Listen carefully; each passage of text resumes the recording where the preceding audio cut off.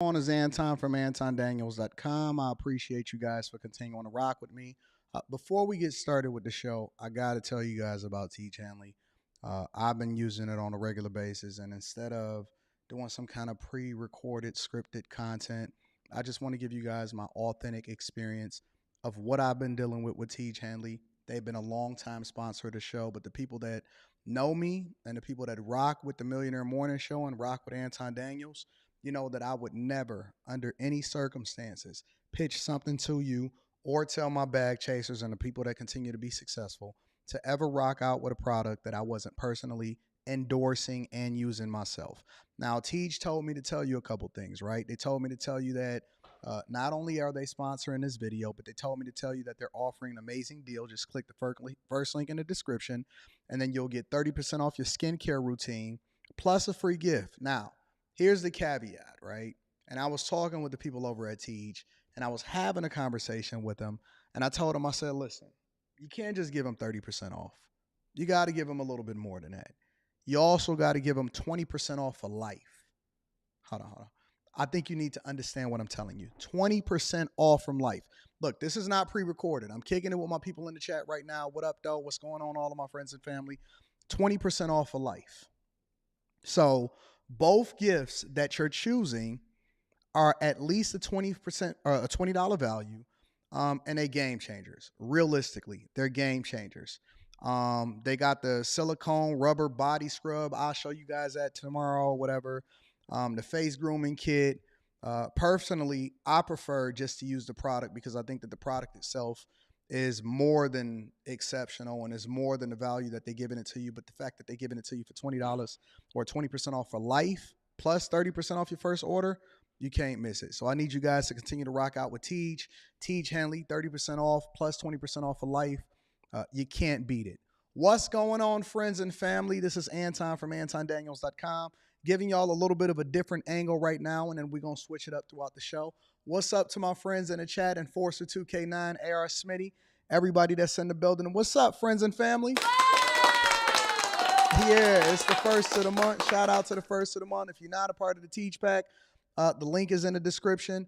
And then also on top of that, I need y'all to go ahead and tap into the Patreon. Look, what's the best day of the month to join the Patreon? Yes, this is live. It's always going to be live. This is what we do.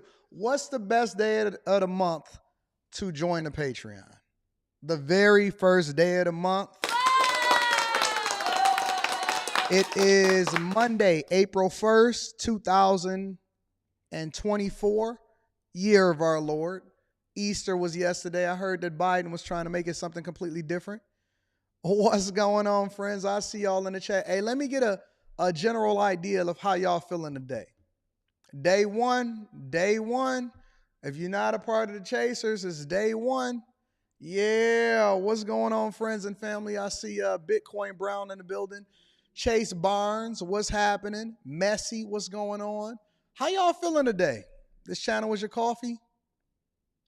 What happened with Friday's stream? I don't know. What happened with Friday's stream? Did something happen with Friday's stream? Something that I'm not familiar with?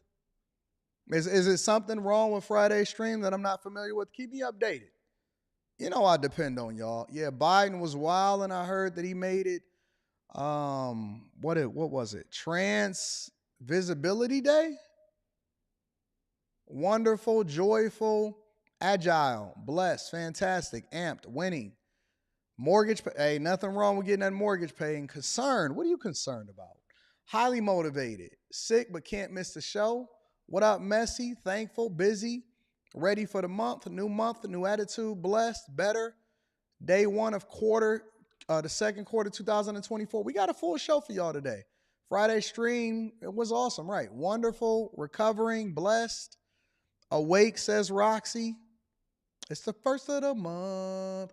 Good day, AD. Can't believe I missed the return of the Gangsta Boo to the platform. Yeah, what's up? Motivated, splendid, learning, grateful, working, recalibrated, amazing, focused. How am I feeling? I'm feeling incredible. I'm going to be honest with y'all. I feel absolutely incredible. I had a good weekend. And one of the things that was great about my weekend in particular was I had an opportunity to really spend some time with extended family, and it was awesome. The live streams was awesome. Extended family had good energy. And a lot of people don't. Hold on, let me give a shout out to my cuz, my one of my favorite people on the face of the earth. I want to give a shout out to my cousin Esther. Yes, Esther. Shout out to Esther. Me and Esther, her mother and my mother are sisters, and we grew up together. And she has been married since she actually got married before I did, but we were born 2 weeks apart. So I was born April 13th, and then she was born April 20 something, April 20, I forgot what it was. But we grew up together. We 2 weeks apart. We were born 2 weeks apart. Her mother and my mother um, got pregnant basically at the same time, and we grew up together. And it's funny because a lot of the people that are close to me, I don't really talk about because I like to. I've made this thing up in my mind to where I want to kind of live my life a lot offline, because experiencing my extended family yesterday, and we all went over somebody's house and we was having a conversation. It was so refreshing and beautiful just to go back to simple. You know, they was talking about different stories and we was having a good time and the food was good. And then somebody threw on some church music instead of the Chris Brown, and then they start going back to the, when we was in the building of the church and stuff like that. And so it was a really great experience looking at simple. And I'm very thankful for what my life is and how things are today. But simple and going back to the core and remembering who you are and where you came from and never letting that go is always a beautiful thing. So I had an opportunity to sit with them, and then I caught up with her. And even though I haven't talked to her in a little bit, it was almost like we never stopped hanging out. You know what I'm saying? So she was kind of telling me about people at her job, and she just be listening to people talk about me or talk about whether they rock with me or don't rock with me or whatever it is that they got going on. And she just be sitting there nodding, and they be like, "Oh, you rock with Anton?" And she be like, "Yeah, I rock with him." And they're like, "Oh, you don't know him," and all of this stuff. And she like, "Oh, I know him better than you think that I know him." And so shout out to her. Shout out to my girl E. Esther, I love you, baby. I love you. You are my heart. Have been my heart. Esther actually got married and has been married longer than me. We are the same age. She's 41. I'm 41. We both gonna be 42 this year. I got married when I was 22. Esther got married when she was 18. Ain't that crazy? Esther got married when she was 18 years old. She's obviously still married. Her son is grown. I'm her son's godfather. And another thing that y'all may not have known is that she got married to my best friend. Yeah, she got married to one of my best friends. It's pretty crazy to think that and to know that. And a lot of people don't understand what my family is like. My family and the women that are raised in my family and what our standards are is so traditional as far as how we move and how things are. And, me and my best friend, we worked together. Like, we was best friends when we were younger, like 12, 13, 14, 15 years old. And she wound up marrying my best friend at 18 years old. And she's still happily married today. So there are people that's in my family that have been married longer than me that is the same age as me when I got married at 22 years old. As crazy as that sound, you know what I'm saying? So yeah, man, it's just interesting, and it's tripped out to see how things turn out and how things continue to progress and how well they're doing, and still best friends and still in a great space and still got good energy. So shout out to them. Shout out to everybody that celebrated Easter. And let's go ahead and get started with the show. So I want to give a shout out to my dog, Mike That Dude. Yeah, shout out to Mike That Dude. I'm going to read the cash apps throughout the show. I also want to give some credit and some acknowledgement to the early super chatter. Slan Sells Car says, good morning to the Chasers. Yeah, good morning to the Chasers. Shout out to them. I'm technically Tim says, the best way to start the new month is to watch the greatest morning show on earth. Streets are also saying it's the best time to join the Bag Chasers. If y'all not a part of the Patreon, make sure you tap into the Patreon. Link is in the description as well as pinned to the top of the chat. Shout out to I'm Technically Tim. Jack Covington III says Patreon subscription auto renews today. It hits different. This week we have Stock Club. So I'm looking forward to talking to you guys and breaking down the next lesson that we may be putting together with regard to Stock Club. So if you're not a part of the Patreon, you're not a part of the Discord, which the link to the Discord is in the description of any of the most recent videos inside of the Patreon, you're really, really, really missing out. All right. Anything else before we get started with the show? Before we get started with quick hits? All right. Got a full show for you guys today. Shout out to Jack Covington III and everybody that continues to hold us down. I'll be reading super chats throughout the show. A little bit of a different angle, and then we're going to continue on and we're going to run it up. All right. Let's get started with the show. We got a lot to go over. Obviously, I told y'all over the next week we was going to be talking about Diddy just a little bit, just a tinge. I want to go down to Miami. I want to go over to New York. I want to go over to the Turkey Leg Hut. I want to talk about Trill Burgers. Different bankruptcies. It's a lot going on, and we got to get to the money because we have to understand how it comes back to the money. And we also going to go over to California with the minimum wage hike because that starts today. So make sure y'all get the likes up. Make sure y'all hit a like for the algorithm. Subscribe to the channel and turn on your notifications. Let's get started with the show, ladies and gentlemen. Quick Hits. Quick Hits is a segment of the show that we don't necessarily think it takes you having to understand every single thing and we breaking it down for a whole segment itself. But we definitely want to make sure that you guys stay informed of what's happening out here in these streets, man. All right. First thing on Quick Hits is, okay. Violent, deadly weekend in the Bronx. New York was on fire. I thought that it was going to be Chicago. Now, I haven't heard much about Chicago, but I heard that New York was on fire this weekend and the Bronx was where it was really, really popping off. Take a look. Detectives coming in and out of that deli behind me. Now, going back to that fatal victim of another shooting, he's been identified as Frankelis Tavares. His mom telling us that the worst feeling is knowing that her son is not going to walk through the door of their home ever again. Nancy Tavares is not celebrating Easter this Sunday. Instead, she's trying to wake up from what she calls a nightmare. It was around midnight when her world turned upside down. She never heard back from her son, who stepped out of the house on Saturday evening and was supposed to come right back because he was scheduled to work the following morning. Police arrived at her home in the Bronx to let her know that 25-year-old Frankelis Tavares had been killed. Although she speaks no English, the pain of this mother is palpable. Authorities say Tavares was shot in the chest around 8:50 last night on East 187th in T-Boat Avenue. And a 23-year-old man received a gunshot wound to the stomach and buttocks. He's in stable condition. Frankelis' brother is inconsolable, telling us he wishes he would have played video games with him when he asked him last week. The Wild Wild West. The shooting happened steps away from the Bronx Baptist Church, and just 4 blocks from where a 2-year-old boy was hit in the hip by a stray bullet while walking with his mother near East Fordham Road and Grand Concourse. All these shooting up all the kids them hang out in the corner over there. It's crazy. This morning at around 4:40, an argument turned violent at this deli on East Tremont Avenue.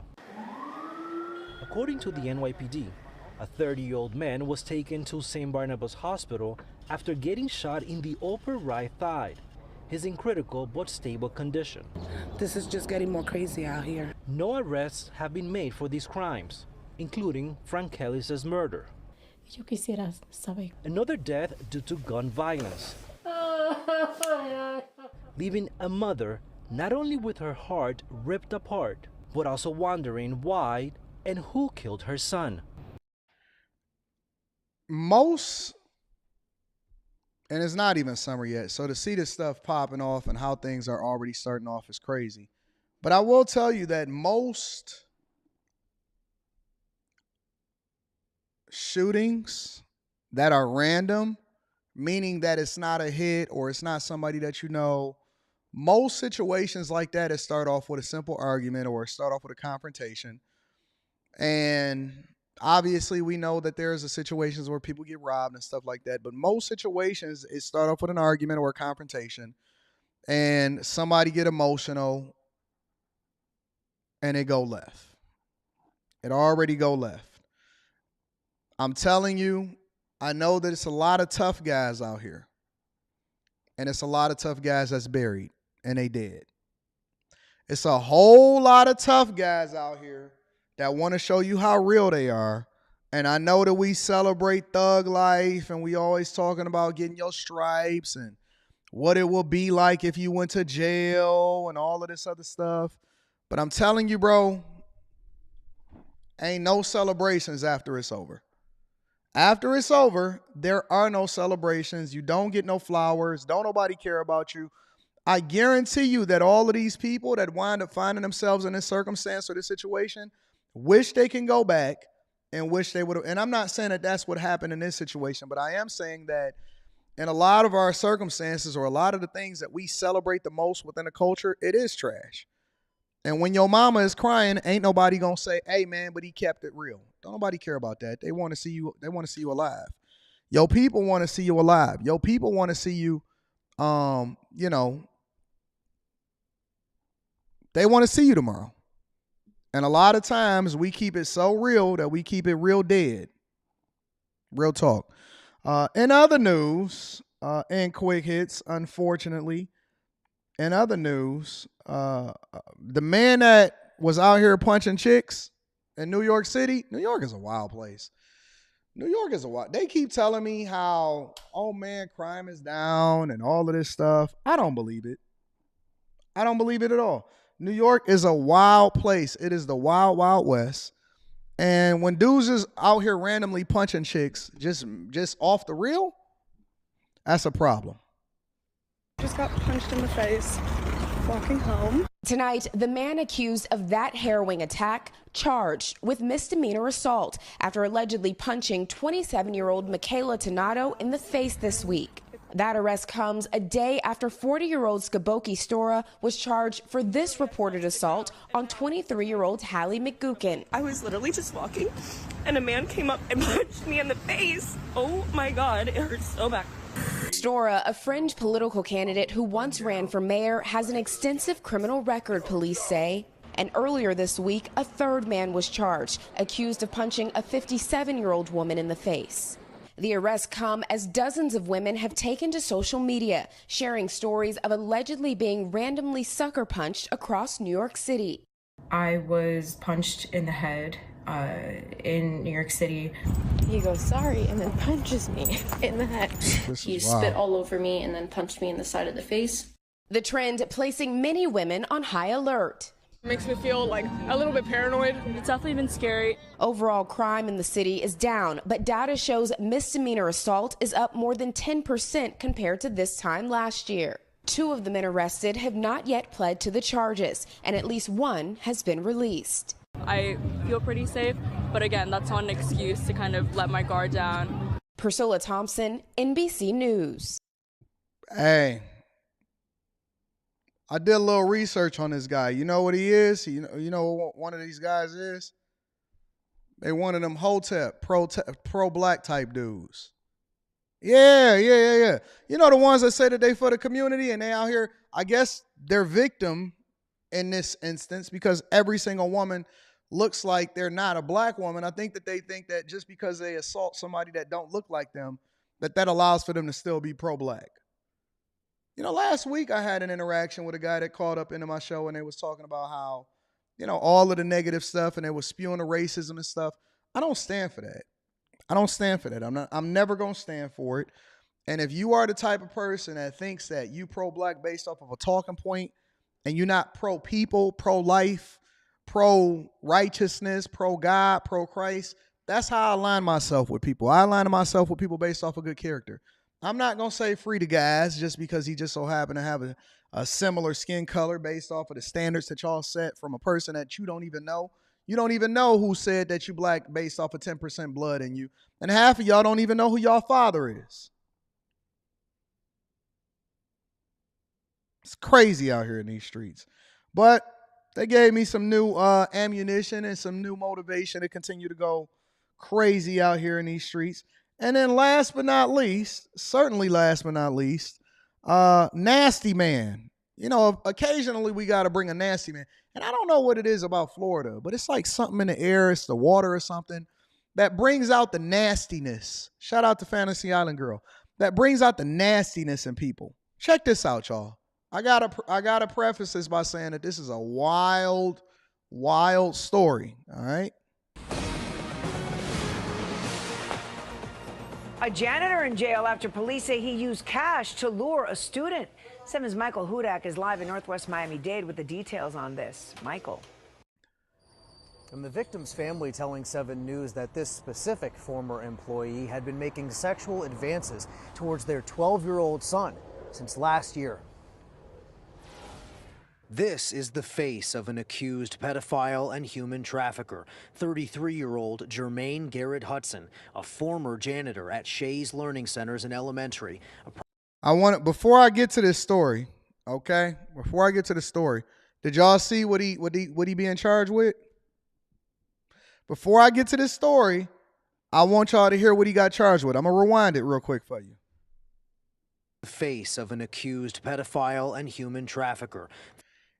Practically any crime that you getting accused of that got to do with anything with regard to sexual, before we get to Nasty Man right here, any crime that you basically getting accused of today, listen, it could be a crime with regard to a woman that decided to sell her body and she wanted to bring you along as security. It could be what regard to what Diddy talking about. Anything they throwing that human trafficking on you, bro. It is a very broad term. And I think that they should throw it on him. But it's a very broad term. They not messing around, bro. They not messing around. They throwing football numbers at people that get convicted of that. And if they don't convict you of that, what they do is they threaten you with it in order to force you to take a lesser sentence. They not messing around. Anything sexual. Look, I keep telling y'all. I've been warning y'all. I've been trying to give you the game, and I've been preaching this for years now. Dick discipline. Make sure you take care of your business. Look for consent. Don't just take her word for it. Force her to sign a consent agreement, non-disclosure agreement, confidentiality agreement. All 3 of them has to be looked over by a lawyer. Make sure you record it so that she's not saying that she signed it under duress. Well, why is this so important, Anton? Why can't people just, if they want to get to it, they want to get to it? Because it protects you. It protects you. It only takes one person saying something that you did not do or accuse you of something that you did not do, and you saying, oh, man, she was cool with it. That ain't what the court said. And you ain't got Diddy money to fight off any accusation, whether it's true or not true, an allegation, and you automatically going to be convicted in the court of public opinion. Somebody said, well, man, the NDA, that ain't going to hit if they still. That's why you got the consent agreement, and that's why you over there having her sign it on camera, because it shows that she didn't sign it under duress and that she agreed that she wanted to get whatever happened, she was down for it. Listen, bro. I'm trying to tell y'all that it's not enough. I did a review video yesterday of a woman that was basically going out there and telling all of the business of the different men that she rock with, and she had videos, Snapchats, and all of this stuff, and she putting it out there on TikTok, and she getting famous, and she monetizing it based off of that. Y'all got to be careful. Y'all got to be careful nowadays. I know you thinking, oh, Uncle Anton, he don't get it. You know what I'm saying? He been married for too long. Listen, it's a reason why I don't have no problems, no smut on my name, no issues, no trouble. I bring people in and out all the time. I work with people. I ain't never had a problem a day in my life. And it's a reason for that. It's because I've been very, very intentional, and I understand that you getting it off, you getting that off 10 years ago. Eric Adams is over there in New York fighting charges from 30 years ago. You don't know what's going to happen. You don't know. Bro, you could be the president of the United States or a major corporation 25 years from now, and some chick in your past is going to come back and say, oh, they're going to see you get in the bag. They're going to see you got that visibility, and they're going to be like, oh, Ship me $2 million in order for me to shut up. Now back to Nasty Man right here. 33-year-old Jermaine Garrett Hudson, a former janitor at Shays Learning Centers in Elementary, a private school in Miami-Dade's Brownsville neighborhood, who was accused of paying a 12-year-old boy for oral sex. The victim's mother says she was told by her child that since last year there was a janitor that was exposing himself, exposing his genital areas to him at least on 2 different occasions. The victim then told investigators Garrett Hudson approached him in December of 2023 and offered him $5 in exchange for oral sex. The 12-year-old performed that act on him, and then the two went their separate ways. That is look at this nasty man. Y'all are walking past these people every day. Every single day, y'all walking past these people. They the janitors, they corporate executives, they are bus drivers, police officers, husbands, wives.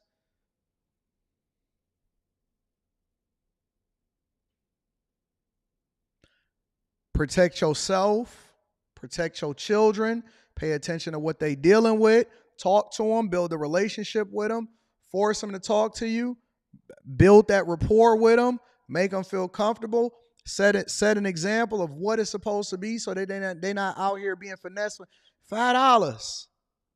$5. That 12-year-old wanted $5.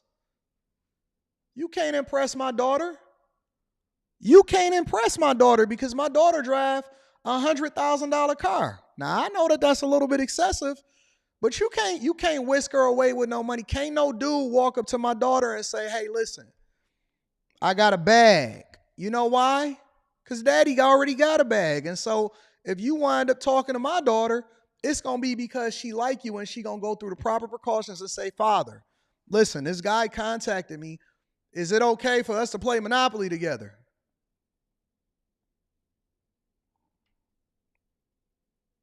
It's so many different, I'm telling you, listen, we just having children out of wedlock.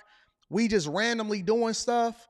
But I'm telling you that it extends beyond just the things that you see on the surface. There are so many different things that you got to be aware of. They not in your care. It's a janitor that's sweeping up a school of your 11 and 12-year-old son and daughter that's trying to that's working on them every day. Working on them every day. I'll buy you some candy.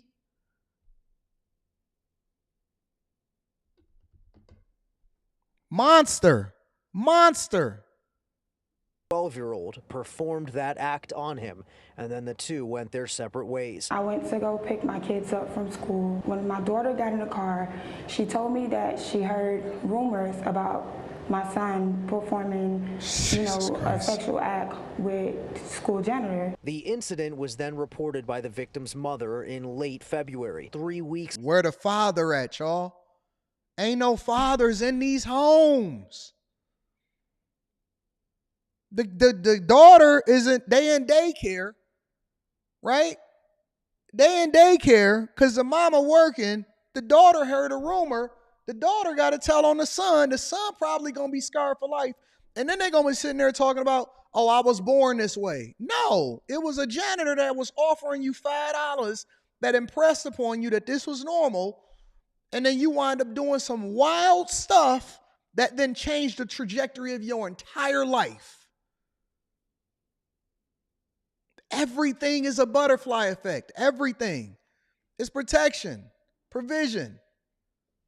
If I even spot something wrong, if they spot something wrong,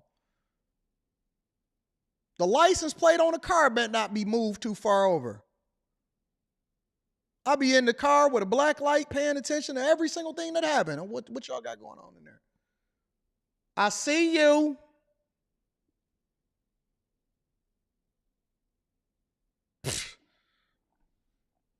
I'm going to just tell you, bro.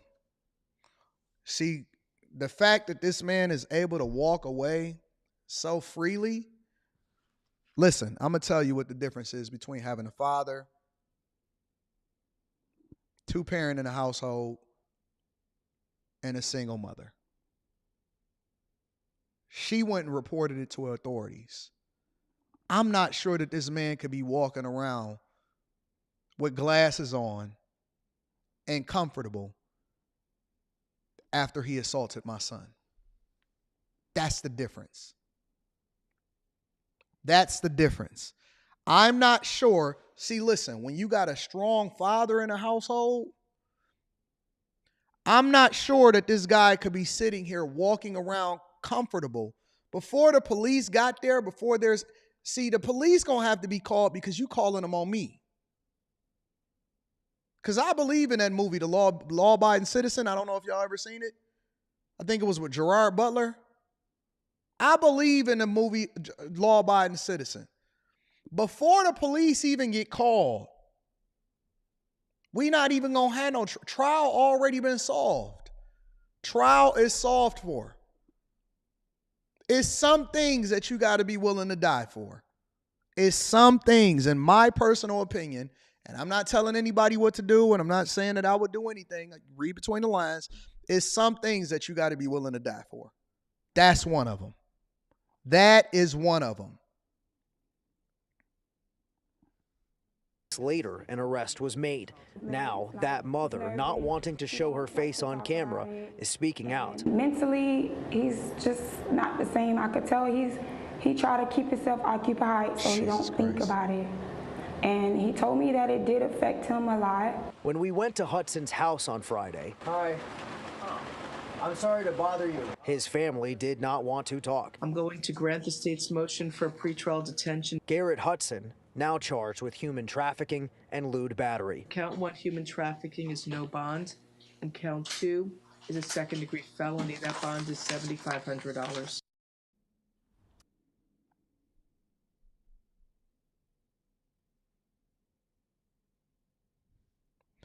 When I seen this story, I debated with myself whether to share it, but I think that there's so many different lessons that we get off of it.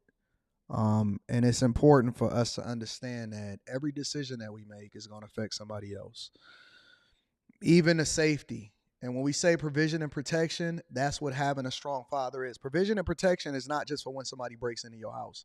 Provision and protection is also proactive in order to teach the people that surround you how to operate and how not to put themselves in certain positions. Provision and protection is affording your family the ability to not even put yourself in certain spaces. And I know that certain things could happen, but you do your best.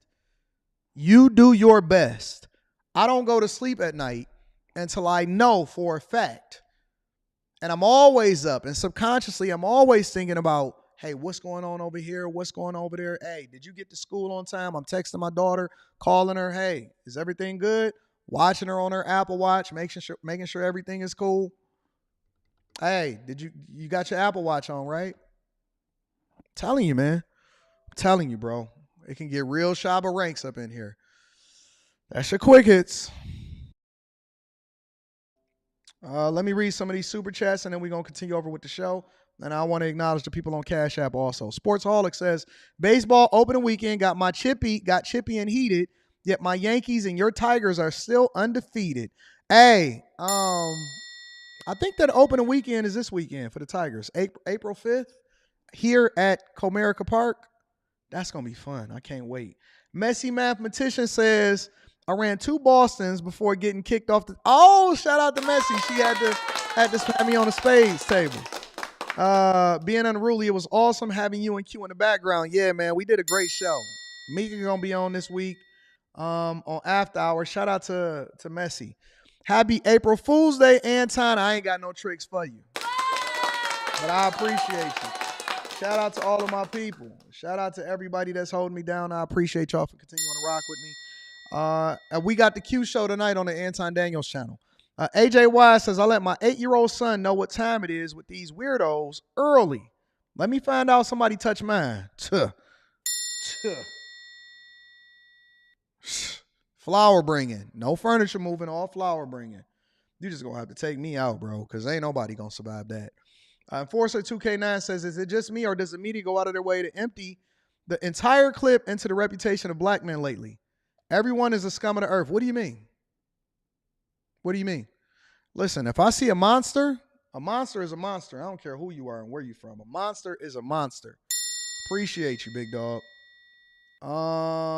And it's y'all. It's the people. I think it's the people. Shout out to Michael on Cash App. I appreciate you, Michael, for holding me down. And then my dog, Mike, that dude. Also, shout out to y'all. Thank y'all for continuing to rock out. And then Jamal Fowler says, peace, Anton. I sent you a video to your email. Okay. I'll check that out. Let me check that out in a second.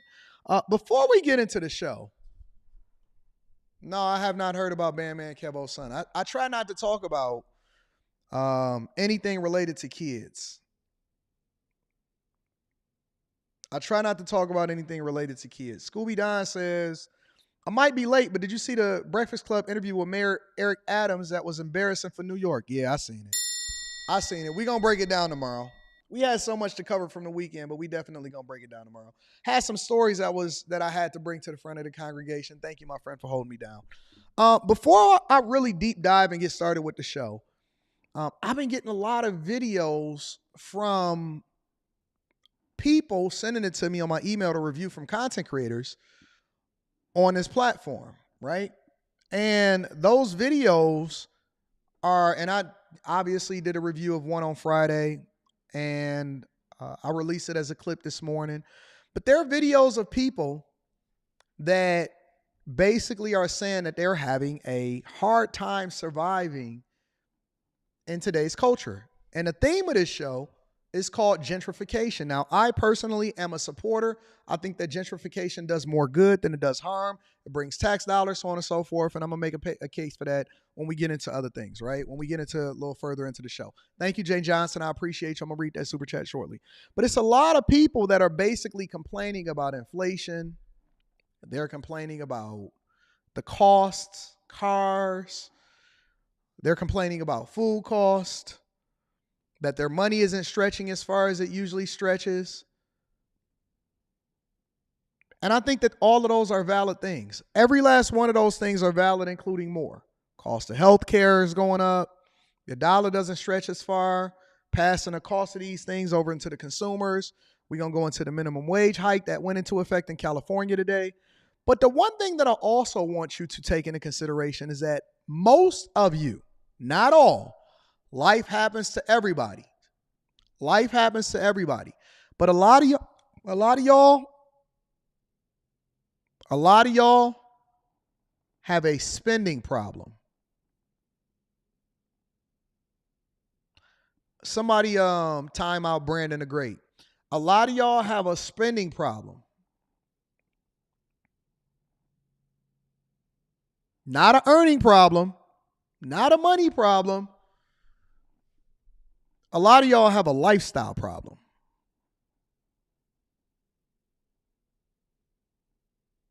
You don't want to admit it. This is the uncomfortable part of the conversation, because now we start to remove the excuses as to why you are in the situation that you're in.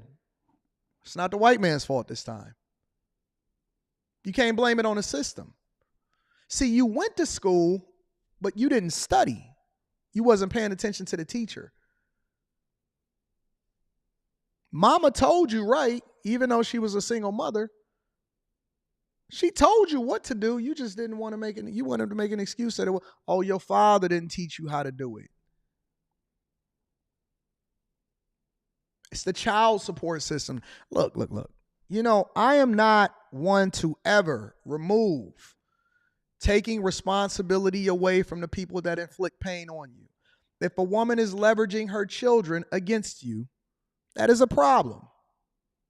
But if you decided that you wanted to have sex with a woman and then skeeted in her without a rubber before you was even married and had children with her, more importantly, if you decide to have more than one baby mama, which means that you got this self-inflicted wound twice, that's a personal issue.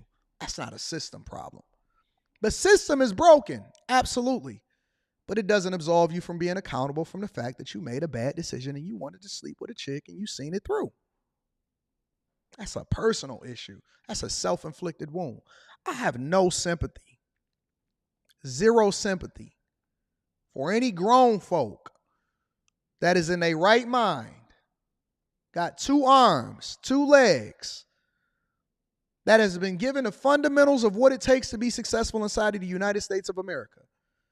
And because you decided that you wanted to get a Hellcat, or you decided that you even wanted to have a car note, public transportation is available. The library is available 24 hours a day. Your cell phone, you spend more money financing your cell phone. You feel like you got to live in New York City or California. You can't afford to live in New York City and California. That is not aligning with your budget and your price range. Nobody owes you anything. Your problem is that you wanted to go off and you wanted to go to college. And instead of you going to community college, you're going to blame it on the man and the system for you taking out a bunch of student loans to go out there and get a basket weaving degree, an underwater basket weaving degree that you should not have been there for in the first place. And you were still a C student on them easy classes that you shouldn't even have been a part of. You didn't pick the right curriculum. All your life, you've been doing the wrong thing and making excuses as to how you then can hold somebody else accountable for your situation. I'm always amazed that when the brokest person got a better cell phone than me. I'm always amazed when I see the brokest people have higher standards than me. I'm always amazed when I see people that's a part of the prison industrial system that get out and then blame the man for the fact that they was the ones that was assaulting their own community, poisoning their own community. They blame it on everybody else. Gang culture, white man, system, hoes, they parents. At no point in this process, I had people that was trying to tell me about what it would be like or how I would be fooled on a prison yard. Don't you know that I ain't never going to prison? What I look like arguing with a bunch of convicts? Man, you will be fooled. Fleece Johnson proposed to you. Yeah, but we had 3 security guards, which is one of the reasons why I had my wife in there, and managers, and people that was rocking with us. And then more importantly, we had a conversation about how we was going to be unfiltered. And if I thought that it was a problem, then I would have never released the interview in the first place. But the whole point of the interview was to show you the ways in which you're preyed upon inside of the prison system. Because when we then looked at, for example, Judge Joe Brown saying that the majority of y'all dudes that get locked up, the fact of the matter is that you got your butt. Listen, don't sit here and tell me about how you tough. I ain't never been to prison. So you can say I'm soft. Facts. I'm a nerd. Cool. Never denied that I was a nerd. 100%. I'm a rich nerd. I did it the right way. It's a possibility that you lying to me about the fact that you got your butt touched, though. That's a self-inflicted wound. You lying to me. You was locked up. You was on the yard. Don't sit. Listen, man, you would get hollered at on the yard. I never been on the yard. You have, though. I never been on the yard. You have, though. I don't know what happened to you. Judge Joe Brown said that 92% of most men that go inside of the prison system, it's a strong possibility that they done been felt on, voluntarily or involuntarily. Now, I don't know. I'm just going based off of what Judge Joe Brown said. But the fact of the matter is, I'm too soft. You right. I don't know the lingo for prisoners because I ain't never been to prison. You dumbass. I don't know the lingo for prisoners because I ain't never been to prison. I like my freedom. I like my nipples. I like my butt being untouched. As far as I'm still a virgin. We don't know what y'all done did. Oh man, why is it so popular for black people to celebrate trash culture and then you think that I'm supposed to be able to relate to you? I don't know when a gay man say, hey man, is your eyes brown? I'm confused because I ain't never been in a situation where people feel comfortable enough to talk to you like that. That's not normal. That's your talk, not my talk. I don't relate to you suckers. You a sucker. If you been to jail and you did crime, you a sucker to me. Now, can you be reformed? Absolutely. You just a reformed sucker. But let me be very, very clear. For those of you that have been locked up for selling poison in your community, gangbanging, not being falsely accused. So if you falsely accused, that's a whole nother situation. But let me help you to understand something. You get no stripes from the nerds over here that rock with us over at the Anton from Anton Daniels and the Millionaire Morning Show and After Hours. You get no stripes over here for being a sucker and possibly getting hit on and have to stand your ground on the yard, and then you getting forced into making sure you representing with the black folk. Man, you got bullied. You got bullied. You had to stand with a bunch of people, not based off of the fact that you like to, or you had to gang up with them because that's your homies on the outside. You had to join a crew for protection. You a sucker. You a bully. You got bullied into doing the life. You not even you. You not even supposed to be in this situation right now. Do you understand that you got bullied into thinking the way that you think from the time that you was raised? You need to be holding your father accountable. Every dude that sit here and talk this God body nonsense to me, I need you to hold your father and your mother accountable for failing you. It ain't Anton that's the problem.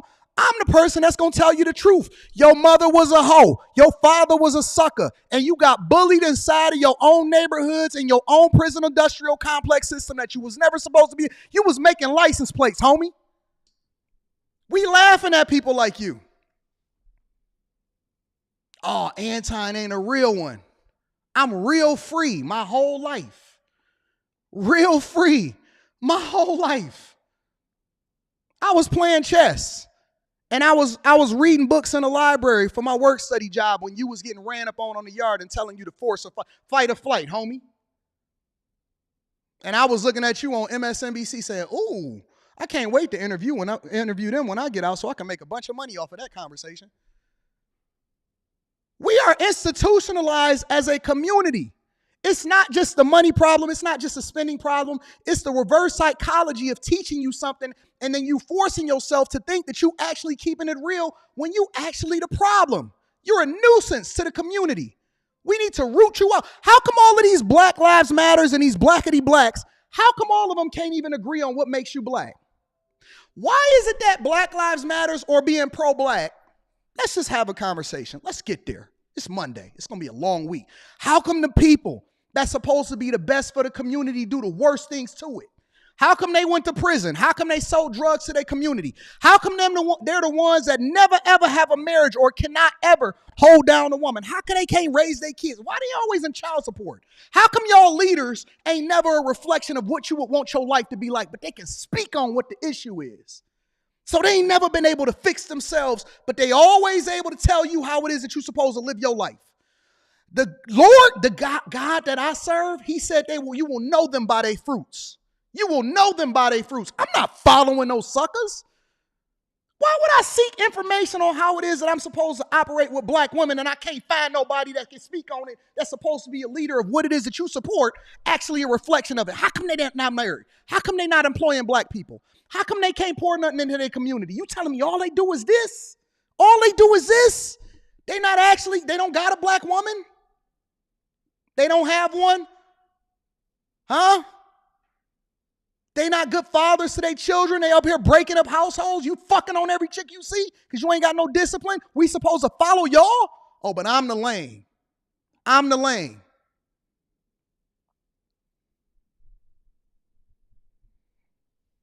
Cornballs, trash, hustlers, race hustlers, suckers. I come to every last one of y'all city and I speak to the people in your community. I walk through your hoods, the Skid Rows, the hoods, from one coast to the other coast. I do meetings and I don't make it a secret. Nobody can censor me. The only person that I answer to is God. And you gonna get this work. And it's some people that's gonna be hurt by it, and there's some people that's going to get that bullet wound in them and they're going to have to prick their own heart, and there's some people that's going to deny it. But those that got ears, let them hear. Because you're not supposed to be who you are. You're supposed to be a king, and you're not a king just because you black. You a king when you're a reflection of what you would want your daughter to marry and what you would want your son to grow up to be like. I'm not impressed by these niggas out here wearing all of these other brands, sitting here and got their braids twisted to the back. You a child to me. You're a petulant child throwing tantrums. We don't take you serious. We laugh at you. And then we sit there and we know that you're going to continue to give us all of your money because you don't even know any better. You're ignorant. You're a petulant child throwing tantrums online. Don't take you serious. Who you talking to? Who you talking to? It's not a system problem. It's not a money problem for you. It's a self-inflicted wound. It's a spending problem. It's an ignorance problem. It's a institutionalized mentality from a bunch of other people that feel a certain type of way. Man, listen, you think I care if you rock with me or not? I got an army behind me.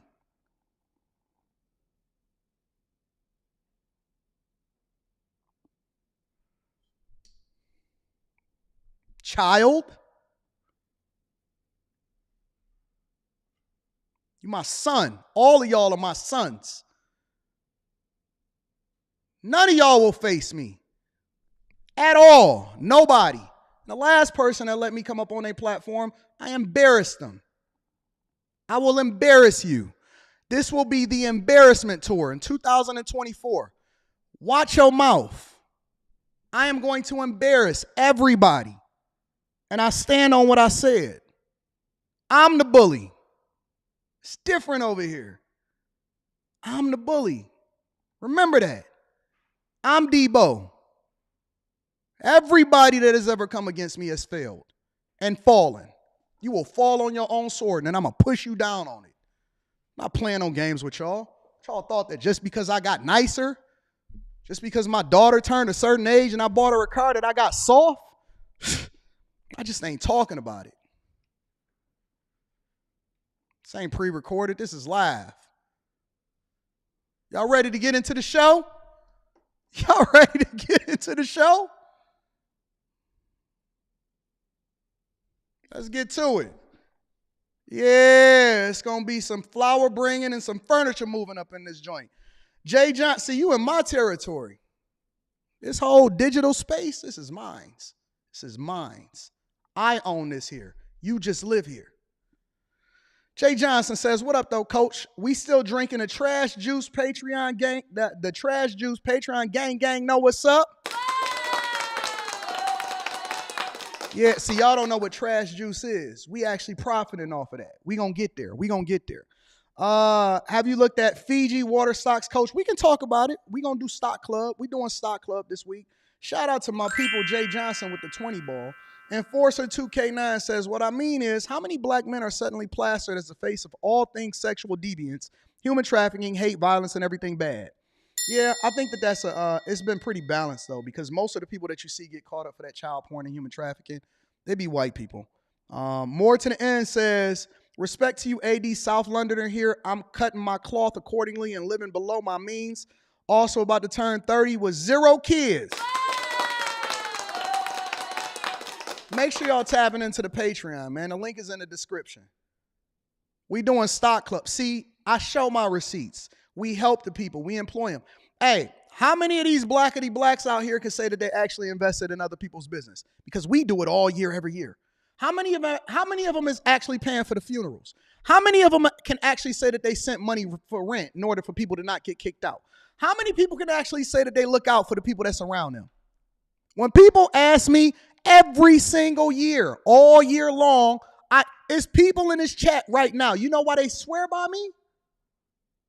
Because I'm real. I ain't got no secrets. Shout out to More to the Ends. I appreciate you, big dog. Pro-black. How come it's the ones that least pro-black that do the most for the community? All I hear is this. All I hear is this. It's the ones that's the most pro-black that do the worst. The ones that's the least pro-black that always be giving you jobs. Come get a job, nigga. Oh, I scratched that. I didn't mean to say that. Come get a job, ninja. Molly, all of my drinks says, listen to you while cleaning, but I had to get in the chat and leave something for the collection plate. Shout out to you. Shout out to Molly been holding me down. Jay Johnson says, I forgot to mention the Mag 7. How often, how much, how many times a week should I put into the Mag 7? You should be dollar cost averaging. I'm going to talk about that again inside of the Stock Club this week, dollar cost averaging. If y'all just now joined the Patreon, make sure y'all start at the beginning of this year as far as Stock Club so that you guys can get comfortable and caught up with what it is that we're talking about, all right? Should I buy the full stock per week or follow the 8 steps waiting to watch? No, 8 steps. The 8 steps first. Told you I've been on that homework heavy. I like that. Good questions. 8 steps first. Dion Sardine says, the goals for those who join a fraternity. Shout out to yo. I appreciate you. Kay Cooper says, paid off 2 credit cards, my son phone now. I'm back in the pay. Shout out to Kay Cooper. Sometimes, listen, I'll be censoring myself for y'all almost got a Wednesday night up here on the Millionaire Morning Show. They almost got a Wednesday night preaching session. Woo! Shout out to Kay Cooper. Michael Davis Young is in the building, says, might have to bring this prison topic on after hours too. You went off. I don't respect people that did time.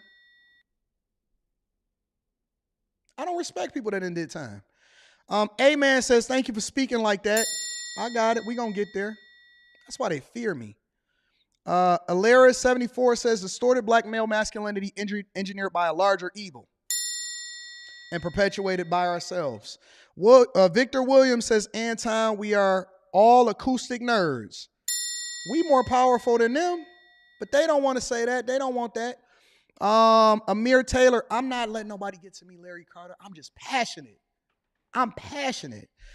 Anton Sunday Church on Monday, Millionaire Morning Show is turning into the Billionaire Morning Show. Run him his money. Hey, give me my 30 million out here in these streets. Anwar Williams, shout out to Anwar, said that's the Anton that made me a fan. See, I've been keeping that down a little bit. I've been holding it down. This is the Anton I remember. Okay, listen, I can't say the y'all part, but sometimes they try to bring me back out of retirement. You know what I'm saying? I put that version of me up. Chris James in the building says, let me give a round of applause for Chris James. That's my guy. Real talk. And then let me just check something real quick just to make sure. All right, we good. One more super chat, and then I'm going to continue to read them throughout the show. Just joined the Chasers and got some Tiege. Again, if y'all not a part of the Chasers, don't be sitting here trying to ask me about all of these stock questions. We breaking it down, so by the time I get to you in a coaching call, email me at antondaniels413@gmail.com. We can start talking about some more pertinent stuff instead of the stuff that I'm already teaching you inside of Stock Club, inside of the Patreon, all right? Let's get to it. Minimum wage starts today in California. Make sure y'all hit a like for the algorithm, subscribe to the channel, and turn on your notifications. Let's run it up, y'all. Now to the higher minimum wage going into effect tomorrow for some fast food workers in California and what it could mean for franchise owners and customers. ABC's Jacqueline Lee joins us live in Los Angeles with the details about that. Good morning, Jacqueline. Hey, Janae, good morning. Advocates argue this is a step in the right direction, given just how expensive it is to live in California. But others argue this is bad for business, and the increased cost will pass to the consumer. This morning, some fast food workers in California will soon be making at least $20 an hour, the highest minimum wage within the restaurant industry, set to begin Monday. This is a start to improve the wages and also improve the working conditions in the industry. This is a $4 increase from the current minimum wage in the Golden State, meaning some workers will make 25% more on their paychecks. Advocates say it's about time, given the extremely high cost of living and inflation. More and more folks are unable to raise bigger families or at least, put themselves in a position to retire effectively. The new law impacts more than 500,000 workers in California and only affects fast food chains with at least 60 locations nationwide. Unless you got a Panera. Small business owners worry they won't be able to compete with the wage increase. That's going to impact us by an increase of $470,000 annually across. Let me tell you why this, because see, they're trying to sell you on the idea that, well, no. We're only throwing this in the spaces where the fast food chains has at least 60 locations nationwide.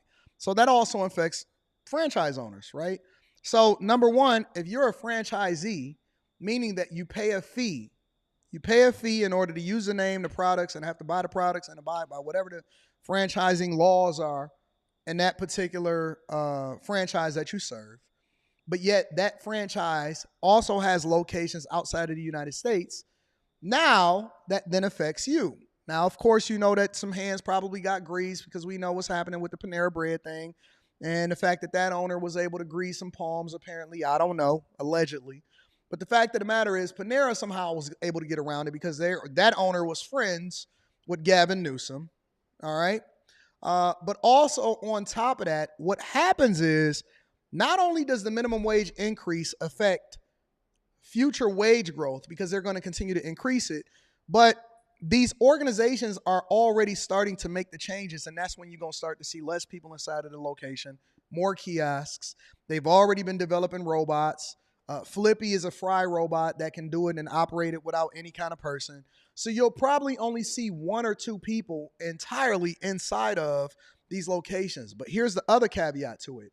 It then puts other business owners that don't have 60 locations nationwide at a disadvantage. Well, first of all, the other one got to pay it at a higher wage, which then is passed over into the consumer, right?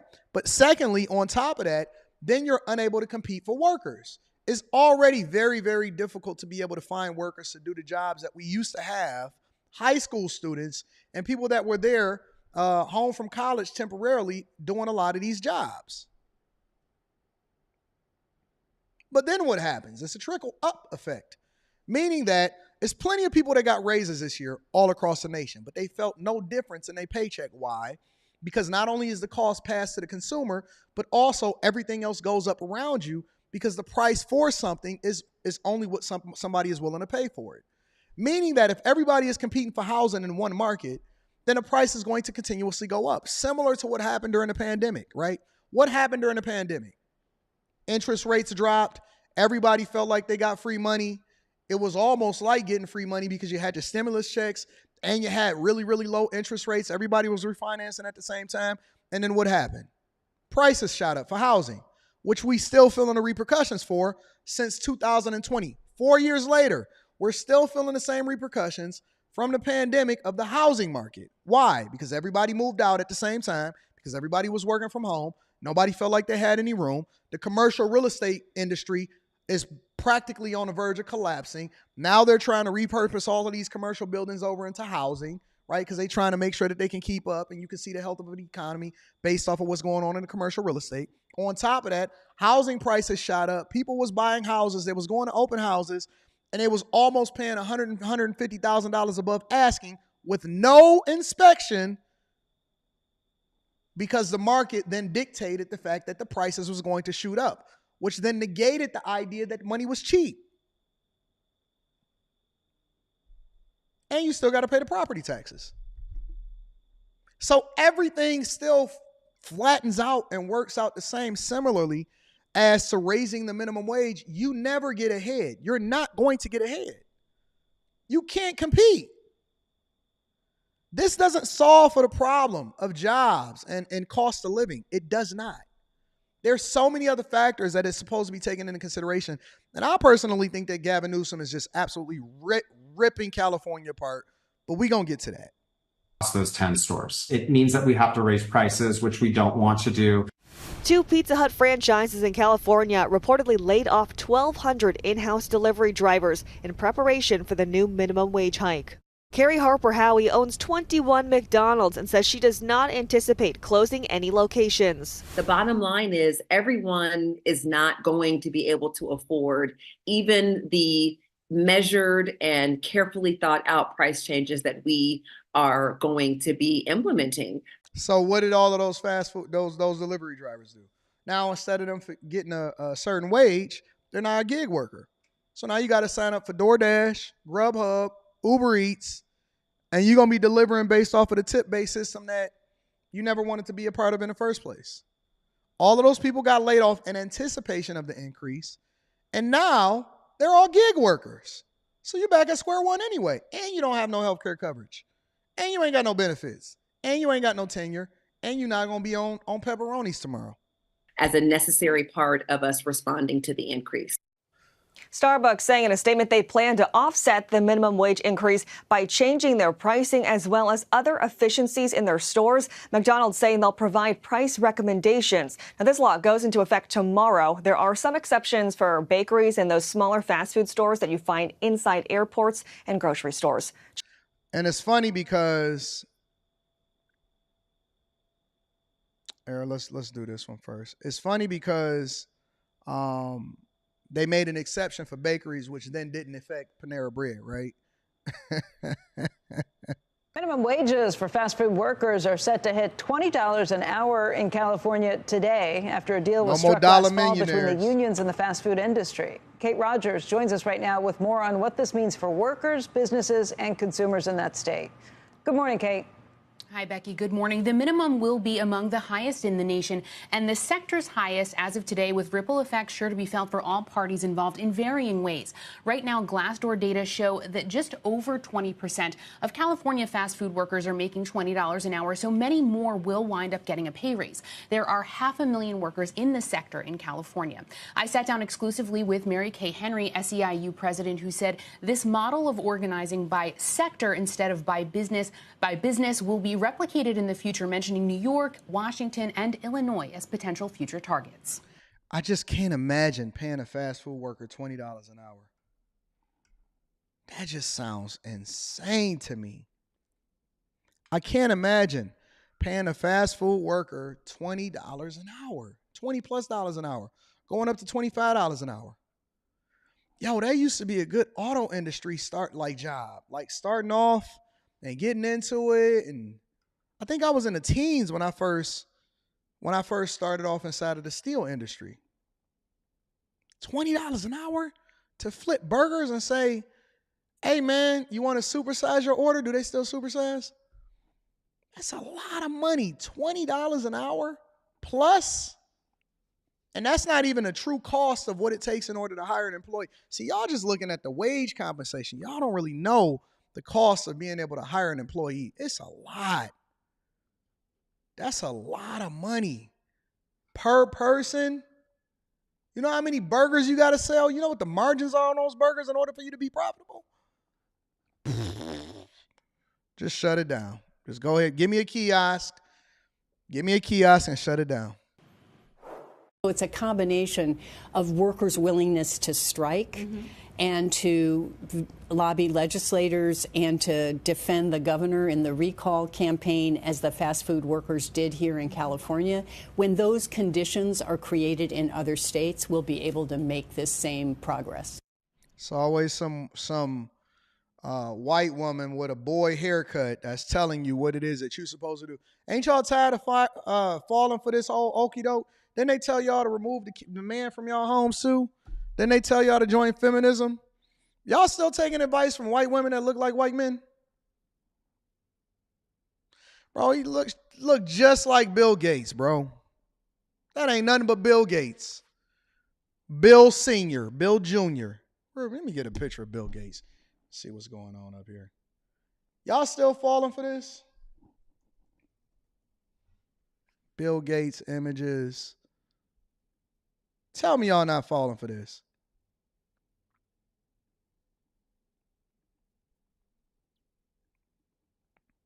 That ain't Bill.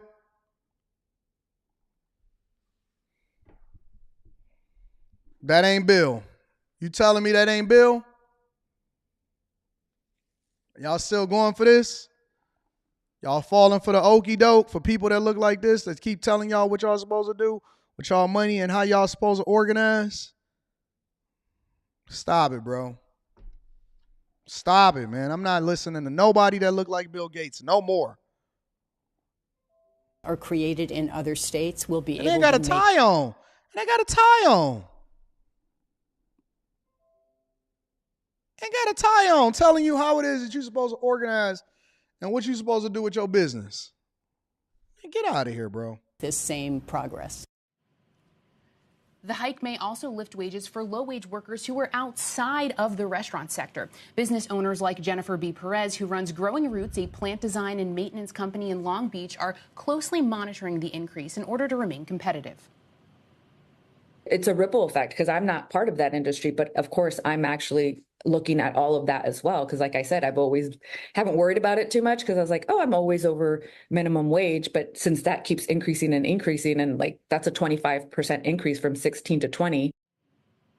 Her lowest paid worker is at $19 an hour, and she has to be wary of further price increases for her customers, she says too. Becky, back over to you. I mean, Kate, that's really the issue here. I've been calling them unintended consequences. Perhaps in the case of the unions, these are intended consequences. But it really creates all kinds of unknown potential changes and how that ripples through not just related industries, but completely unrelated industries. How do you find workers in any of those other industries? Earlier this morning, we were talking about whether that be home health care aides, therapists, whether that be aides in schools. Why would they go and do any of that type of work when they can just go and flip a burger and go to Taco Bell and do that? Why would they go and work for you and work harder when they can go to Taco Bell? And a lot of those people who are caring for the elderly, I mean, those are some of our most vulnerable populations. And these wages are now going to far outstrip those wages. What happens in the meantime? It's going to be pretty chaotic. It really will be, Becky. And I went to Seattle and we did a big story on this several years ago because if you remember, they raised to $15 an hour, which was very high at the time. And different studies over the course of several years after had different findings, right? Some low wage workers had their hours cut, but then it did wind up giving them a nice economic boost. And depending on how you surveyed people, you got different findings there. So it's going to be a very interesting study to see here in California. And as you heard the SEIU president, they are looking to do this in other states because this was called kind of a backdoor way of unionizing, doing it by sector, right? Not by individual business. So it's going to be This is messed up. And I think that it's horrible. This is not capitalism. This is capitalistic, but it's not capitalism. Let me read some of the super chats, and then we're going to continue on with the show. Rosita of Tila says, hey, Anton, is it worth it for someone like me who was over 60 retired to join a Patreon? Look, it depends on what you're trying to do. I got people of all ages. I got people that's 70 all the way down to 18 that's a part of the Patreon. I know people that use it for their kids and some people that's using it for their mothers. It depends on what you're trying to do. You know, if you're trying to align yourself with it, because we do more than just talk about money, right? We talk about retirement. We talk about education. We talk about leveraging in order to get in certain industries, interviewing tips, how it is that you can negotiate for government contracts. We are part of a Discord. We meet up in person. I got people that got married based off of meeting each other inside of the Patreon. So it's more than just money. It's a community. We got a community. We got over 5,000 people inside of the Patreon. We got over 5,000 people that's inside of the Patreon. And when we do our meetups, it's people from all ages, all different races, Asian, white, black, Latino. Everybody rock with us. Everybody rock with us. We don't discriminate based off of anything. The only thing we ask you to do is be looking to rock out with a group of people that's going, oh, shoot. It's over 6,000 people. Y'all ain't tell me that it was over 6,100 people. We done grew. I ain't checked this in a while. Yo. I didn't know that the Chasers had ran it up like that. Hold on, let me see something. What is going on? Y'all didn't tell me that we was out here running it up like that. We got over 6,100 people that's a part of the community now. Come on, bro. Come on, bro. That can't be right. That can't be right. Is this right? Is this right? Wow, that's crazy. No way. No way. We 6K strong inside of the Bag Chasers? They don't believe me. They say, Anton, you capping. Well, let's see. Let's see. I didn't know that y'all had ran it up like, I didn't know that there was this many people as a part of the community, man. Why y'all ain't tell me that it was this many people that was a part of the community? Hold on, let me see what's going on out here.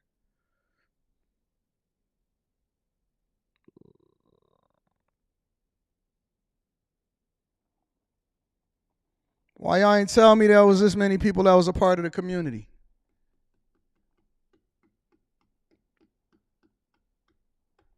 Why y'all ain't tell me that there was this many people that was a part of the community?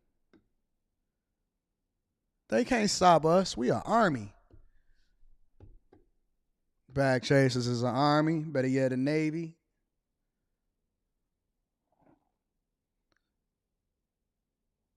Time Dog is an army. Better yet, a Navy. We're not messing around with y'all. What y'all thought that y'all thought that this was y'all thought that we was playing around? Y'all thought that we was playing around? We not messing around, bro. We a whole unit. We a whole unit out here, and we meet up in person in real life. Can't wait to announce my next dates that I'm tapping into. Yes, yes. We a whole community out here in these streets. Make sure y'all tap in. It's a reason. It's a reason why people rock with us. Link is in the description as well as pinned to the top of the chat. Let's do what we do, y'all. All right, let's get into it. Let's continue over with the show. Gavin Newsom. What do y'all think about Gavin Newsom? How many people actually okay. How many people, let's remix this for a second.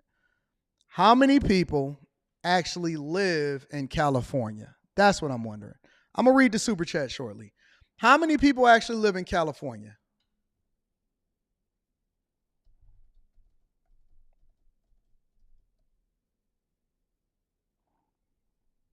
Okay, of those people that live in California, here's my next question.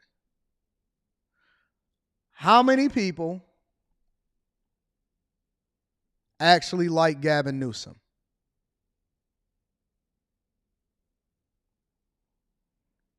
I see some Californians in here. How many people like Gavin Newsom? Okay, so it's got to be some people in here that love Gavin Newsom. It's got to be some people in here that love Gavin Newsom because he keeps getting voted in. Gavin Newsom, let me pull this up. Let me see for myself. Newsom.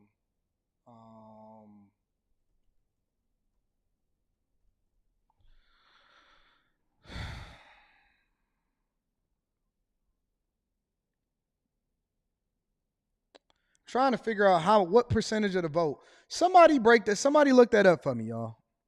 Somebody look. It says he easily beat Gavin Newsom. Easily beat his next biggest competitor. He won over 60% of the vote. Over 6.4 million votes. Over 6.4 million votes.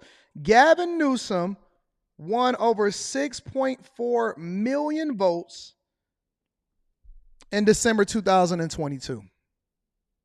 This is December, last updated December 2022. Latest results after he completely shut down y'all state and everything. This is telling me that Gavin Newsom won by a wide margin, over 60% of the vote. That's huge. That is massive. Y'all don't think that that's crazy? Because everybody keep telling me how bad Gavin Newsom is, but how y'all gonna tell me how bad Gavin Newsom is, but he winning over the 60% of the vote? Who voting for him if don't nobody like him? Somebody is voting for him. Somebody is voting for him if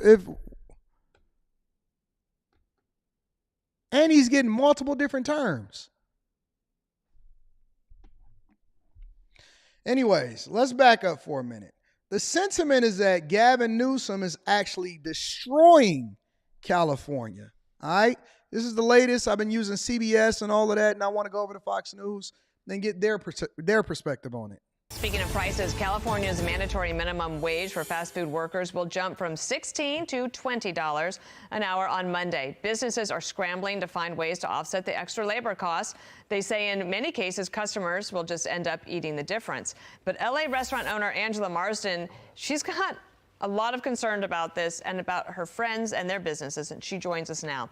Angela, when I was reading some of your thoughts about this, I have to say I felt heartbroken by it because I know what it takes to be a small business owner. Although I've only had a small business on my own for a little while, it's a lot. All of that responsibility, all of that worry, and this just feels to me like you're on a knife's edge right now on whether you can continue. Dana, those of us that are still here are lucky to even be alive from COVID. We are the ones that were strong enough to be the mom and pop shops that survived COVID. And now we're hit with this. And it directly impacts the small businesses. And for people to think it doesn't is crazy. We have massive layoffs that's going to happen. I actually have a friend, his friend has 7 McDonald's. She's a franchisee's owner. She's going to be closing 4 of them. So we're going to have massive layoffs, massive job losses. And Hold on, wait. Let me back that up for a minute, because a lot of people think that just because you're a McDonald's owner or franchisee, or you one of the ones that's a part of this, that you just gonna go ahead and absorb the cost. Listen to what she said. And for people to think it doesn't is crazy. We have massive layoffs that's going to happen. I actually have a friend, his friend has 7 McDonald's. She's a franchisee's owner. She's going to be closing 4 of them.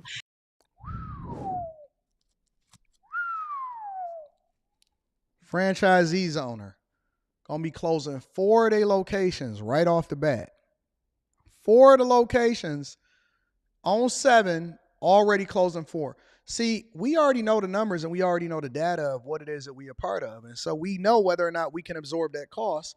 And so we run it all the way up into the day that we can, and then we get rid of it, because we actually be losing money and taking money away from the businesses that can survive when it's happening. See, this is the part of the conversation that nobody is talking about. Nobody talks about when people shut down. Nobody talks about the layoffs. They only say, hey guys, fast food workers is going to be making a minimum of at least $20 an hour. Minimum of $20 an hour. And they don't say, well, listen, franchisees is going out of business, how that's going to affect other supporters of that particular business as far as like different vendors and contractors that then depend on it. How is that going to affect the commercial real estate property market? What's going to happen with this particular job? What about the trash people that go and take the trash out? Like, there's so many different people. Let's see, you're not just closing your restaurant. You're shutting down an opportunity for people to be able to provide for their families.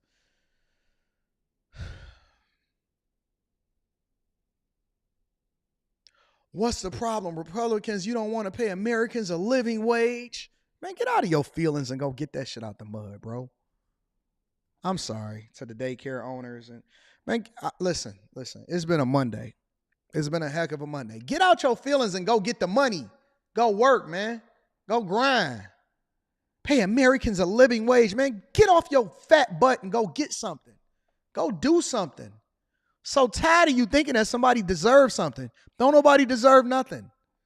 You get what it is that you earn. You fill a void in the marketplace and you get rich as a result of it. You add value into people's lives and then you compensate it accordingly. I don't have to ask people to hit the Cash App. I don't have to ask people to super chat. As a matter of fact, I never do. I just tell them that I acknowledge the people that support the platform. Go get it. Go work, man. Go live according to the standards. Ain't nobody tell you to go move to California. I'm not moving to California. My cost of living and my standard of living is going to go down. Pay Americans a living wage. What you think? We Bernie Sanders over? This ain't Phil to Burn over here. This ain't Phil to Burn over here. This is a hustler's corner. This is a hustler's corner. This is looking at it from a business perspective. We don't do that over here. We get to it. We hustle. We grind. Right? I still work my butt off. And y'all know how much I make. You know how much I make. And I still got a regular job that I'm dialed into. You know why? Because that's what men do. We build, we take over, we reinvest. We change the trajectory and the dynamics of our family legacy by then putting our daughters through school and not having to require for them to depend on the federal government in order to be able to get student loans to get through it. Go get it. We don't care about your feelings. Go take care of business. Get on top of it. Pay Americans a living wage. Nah, don't worry about it. They got 15 million immigrants that came into the country. They're going to show you what paying Americans a living wage look like. They got 15 million illegal immigrants that ran up into this country. They going to show you what paying Americans a living. Let me tell you something, bro. You know why it's difficult to be able to compete with a Miami in Texas, you know how fast that they throw up houses over there? I got a buddy that live in Texas, and he built homes just like I build homes, right? And his costs are significantly less than ours. And most people run down to those places because it's more opportunity, especially for people that's not documented. And they use cheaper labor in order to throw up these houses much quicker. You can say that it's right, you can say that it's wrong, but I'm telling you that this is what they're using, okay? Florida, same thing. It's the same thing in Florida. They're using people that's willing to do it cheaper than you because the market dictates that that's where the void is. The wages is not going to go up until there's a difference in demand. The demand determines the wages.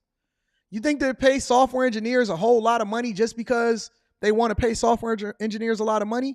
No, they pay software engineers a lot of money because they have a skill set that allows for them to be able to negotiate for higher wages based off of demand. That's why they pay them so much money. You know why they pay cybersecurity engineers so much money? Because they have a skill set that's in high demand because everything is going technical. You know why they pay people that's building a cloud infrastructure and that works for Amazon Web Services and Azure so much money?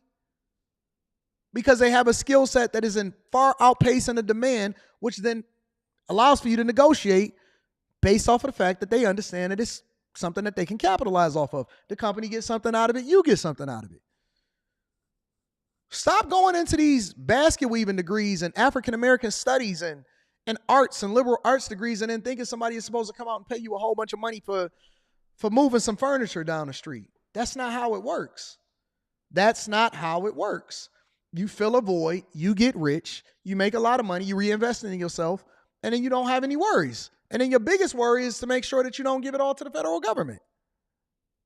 So we're going to have massive layoffs, massive job losses. And when it comes to being a mom and pop shop, if you can get $20 an hour dropping fries at McDonald's, what do you expect you want me to pay to make a nice meal or a nice hamburger? Mm-hmm. My hamburger currently is going up to $20-some an hour. Reddit is $25 for a hamburger, a fries, and a soft drink.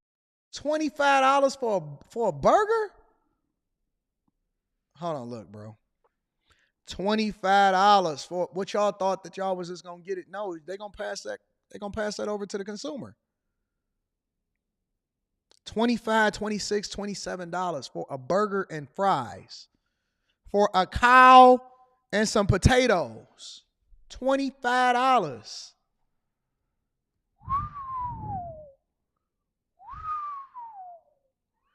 See, right after you get done getting off of work, you ain't gonna be able to feed yourself anyway.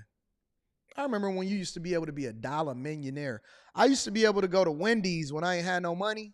When I was broke, go to Wendy's, get a junior bacon cheeseburger, a Frosty.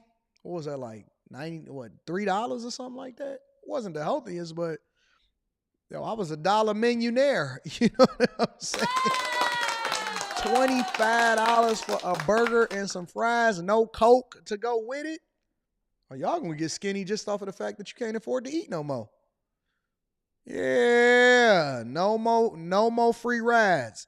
Gavin Newsom gonna hold it down for you. So imagine you're going into your neighborhood pub and your hamburger and fry is now costing you $26.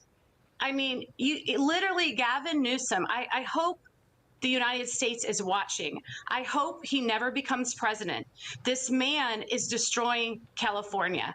I don't understand why people can't see that he's the biggest trickster of all time. He literally is saying, I'm going to help everybody. I'm going to give them $20 an hour. And now they're getting laid off. They're losing their jobs. And by the way, who's paying for it? It is a silent tax on the public.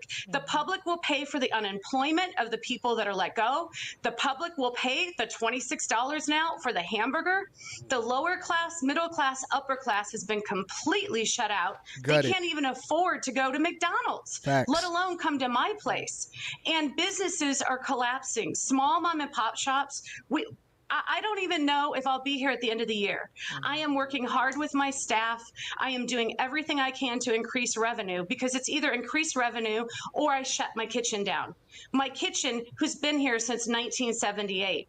And I've cut my bookkeeper, I've cut my hours. I have a girlfriend that doesn't even have food. She just has straight liquor. She's trying to sell. She's not even making money. She's looking for a job while she's trying to sell her business. You know what the next step is? Selling box. OnlyFans. Advertising it on Instagram.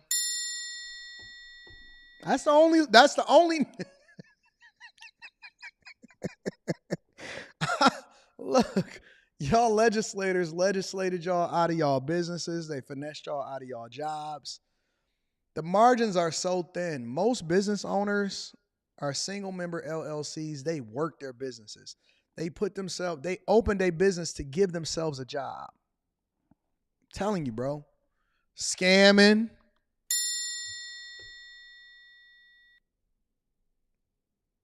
And usually what happens is when you start to see this happen, when business owners start shutting down, especially female business owners, the price of the box go down.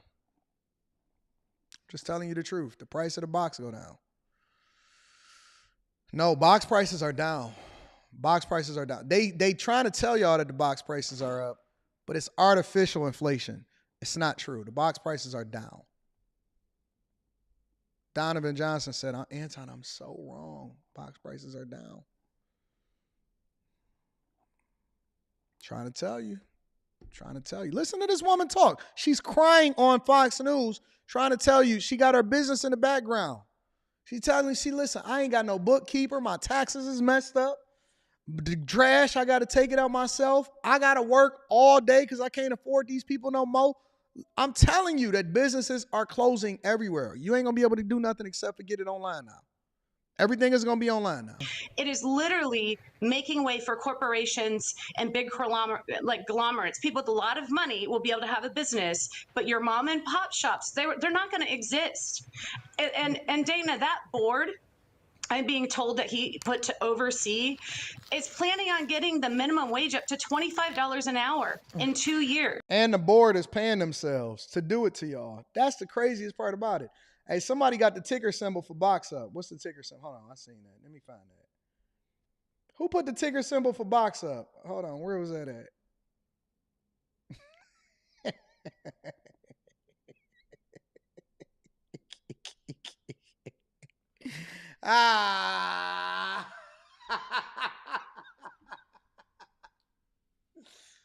Oh, man. It's a ticker symbol for box. And this is why I can't get my $30 million. This is why I can't end up on a big major network with my huge contract, because now I got to put up the ticker symbol for box. Shout out to Caleb Smith. Caleb Smith, you keeping me from getting my $30 million. That's all right. This is the People's Network. This is a different type of money show. This is a different type of news.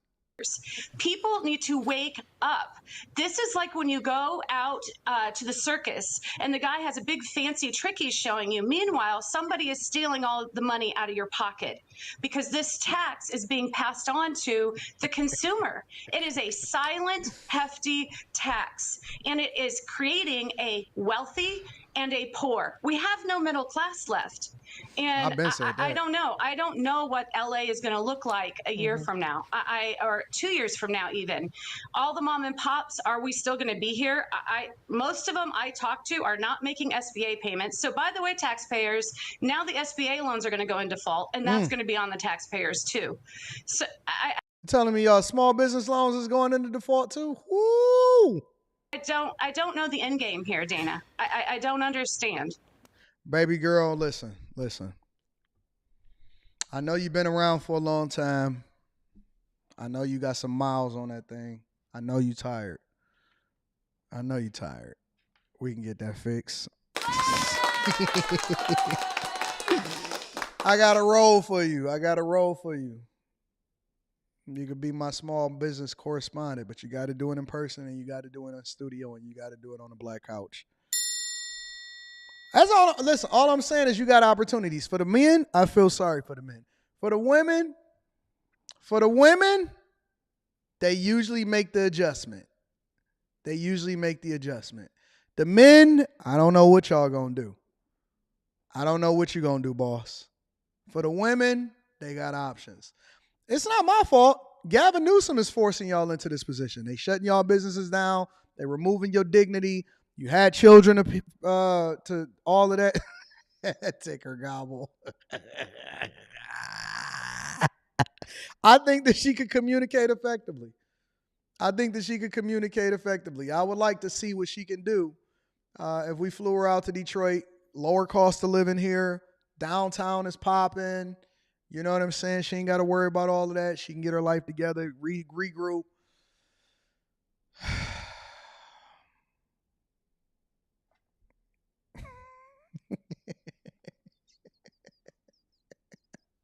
It's a market for it. I need to see what your feet look like. And your knees and your elbows. I need to see what them elbows do. Because I can read whether or not a girl is what she's supposed to be from her elbows. All right. Gavin Newsom, shout out to that. Let me read these super chats, man. Y'all got me out here messing up. Anton, is it worth? Oh, yeah, I already did that. Shout out to you. Shout out to the new chasers. We appreciate y'all for joining the group. Those jobs are not meant to be for adults. Oh, they are now. And Jesus and Enrique, all of them going to get them jobs. Well Building Journey says, my cousins in Cali are already talking about moving to the East Coast. They lived there their whole lives, over 50 years, and now they want to move. Tell them don't bring their voting patterns with them. Don't bring their voting patterns. Yeah, go to New York. See how that work out for them. Alexander F. says, I was just in LAX and didn't realize that they added a 20% to the check, so they automatically took $8 and paid an extra $10, so $35 for a simple meal. LAX do got a nice airport. I love they Delta Sky Lounge. They got one of the best Delta Sky Lounges that I've seen. Jabba, shout out to Jabba. Yeah, Jabba in the building says, not to be that guy, but I work in claims, and sure it is not physically strenuous as fast food, but I make just a few dollars more than that. Jabba, they coming for you. They coming for Jabba. They said that they want all the jobs. Shout out to Jabba. Zach says, no skilled labor worker going to want more than less than 30. Now that you're going to have to, they want more than 40 now. Now that raising wages and they're going to have to leave. Because everything got to be commensurate, right? And the housing price is not going to stay the same. Devastator says, how long you think it's going to take before fast food restaurants over here in the Midwest paying their employees $20? Well, if it starts anywhere, it's going to start in Chicago. We all got to monitor Chicago. Chicago is the black sheep of the family of the Midwest. That's a fact. Listen, whatever it is, you know that Mayor Brandon Johnson is literally trying to take the blueprint from California and taxing real estate purchases in order to continue to fund homelessness. It's literally the same blueprint that California is using, and he's using it over in Chicago. Whatever happens in Chicago is going to be a trickle-down effect for every other city over here in the Midwest. Indianapolis got to watch out. Milwaukee is going to be affected first. Then it's going to trickle down over there to Cleveland, coming back up to Detroit, and everybody going to suffer. Chicago is the black sheep because they the ones that keep messing up the money and messing up the bags. And so whatever it is that happens in Chicago, because they're the biggest city in the Midwest, it then trickles down over into what it is that we got going on everywhere. So that's why we hold Brandon Johnson accountable, because it's like, hey, man, what you doing? You messing it up for all of us. Eventually, they're going to start coming over here. Because Benton Harbor is only a hop, skip, and a drop, and then next thing you know, they're going over to come on, man, we don't want that. We don't want that. All right, so we got to stay on top of it so that we don't put ourselves in this bad position. You know what I'm saying? Ferry, what up, Ferry? Ferry says, Anton, I love your musical references, and when you just yo, I rock with you and O'Shea for being real ones, regardless if I agree or disagree. That's what we do. We free thinkers over here. I don't expect everybody to agree with me, but I expect everybody to absolutely be a free thinker. You know what I'm saying, Ferry? Marcella says, my city in Cali is growing. I live in an untapped area, and I plan on being successful here for the long term. Shout out to you, baby. Newsom is trash, and I won't let that stop me from getting my bag. You know what the problem is, though, Marcella? It's the taxes. Them California taxes is insane. Dion Sardine says, rip 4 for 4. Ain't no more 4 for 4s. Ain't no more dollar millionaires and 4 for 4s. Spacer says, somebody in the chat ate the sticker tip. Vag. That's another sticker temple, a competing entity. Shout out to you. Gotta love Silverado says, make her sign an NDA and then give her the box. Give up that box. Shout out to the box. Chase Barnes says, escape from California 2024. We need Snake Bliskin in the building. All right, y'all, let's continue over with the show. So, before we get over to Diddy living his best life, before we get over to gentrification, we got to give y'all an update on what's going on with our black community leaders deciding that they wanted to be business owners. Now, first thing we're going to start with is the turkey leg hut, because I've been hearing this and I've been wanting to talk about it, but there was so much going on with Diddy last week, and so we had to make sure that we made room, because I told you guys that I was going to stay on top of it and keep you guys informed on what's going on out here. So the turkey leg hut down there, I believe it's in Houston, is an incredibly popular restaurant, right? And the minute that they start having affair issues, apparently, allegedly, and people saying that, oh, I want a divorce and stuff, and then you start seeing the money start dwindling, and when the money mess up, then people start getting nervous. All right? Turkey Leg Hut is a restaurant owned by black people, an incredibly popular restaurant. But now, apparently they filed a lawsuit. Or I'm sorry, filed for bankruptcy. Trill filed for lawsuit, but we're going to get to Trill in a minute. Make sure y'all hit a like for the algorithm, subscribe to the channel, and turn on your notifications. I want to show y'all what's happening over at the Turkey Leg Hut. Let's see what we got here. All new at 4:30, the owner of a popular Houston restaurant, the Turkey Leg Hut, has filed for bankruptcy.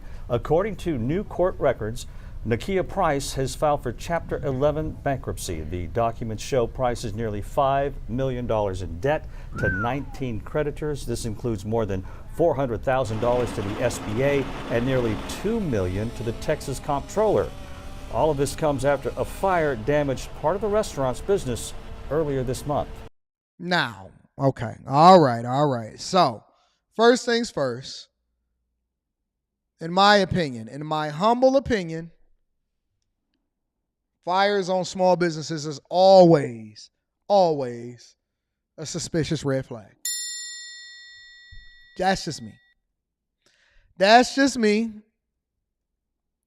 Fires on a small business is especially when you it's almost like, it's like getting your car stolen when you're 3 months behind. Immediately, the insurance company is going to start being like, hey, man, what's going on over here? Wait a minute. What do you mean a fire broke out? When you get your car stolen and you was about to get it repossessed at the same time, the insurance company going to start looking a little crooked. They're going to say, what is going on? Why is this happening?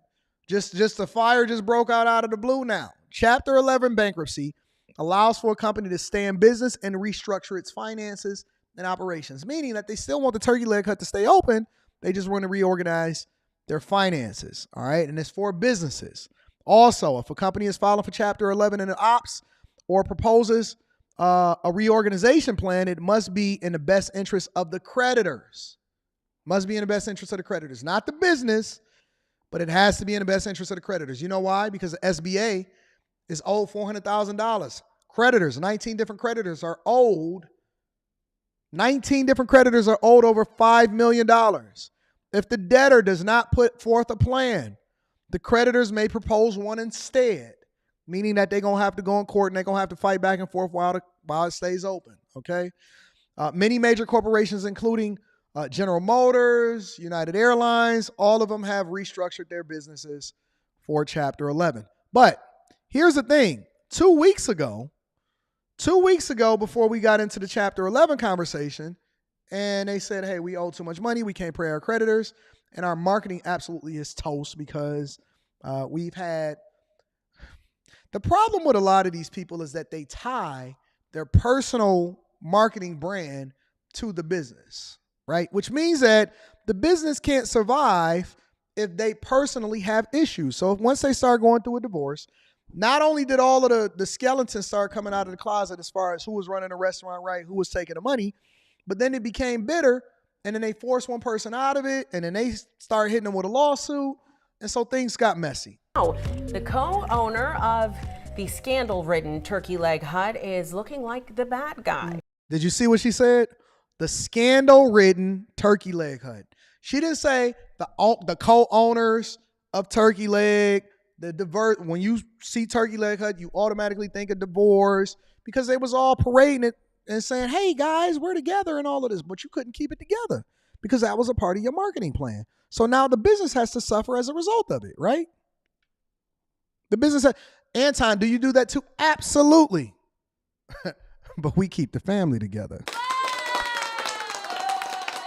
Absolutely. It's the reason why I show the receipts. It's the reason why I keep my wife around me. Anytime I've ever been to a Patreon meetup, you don't just meet me. Rita's the one that be controlling the room. All of the ladies. Oh my God, we love Rita. You need to bring her to the next meetup and all of this stuff. And I'll be like, I thought y'all was there for me. We're here for Rita. We're not here for you. So then the ladies can see a softer side of me because they know, hey, listen, once we meet your wife, Anton, it's impossible for you to be a monster in real life.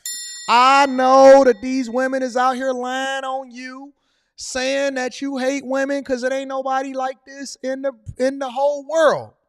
Her personality is sweet. She got a good disposition. She don't be getting unruly. She's incredibly submissive. People be emailing me talking about, can I get a coaching call from Rita? I'm like, y'all don't even know her.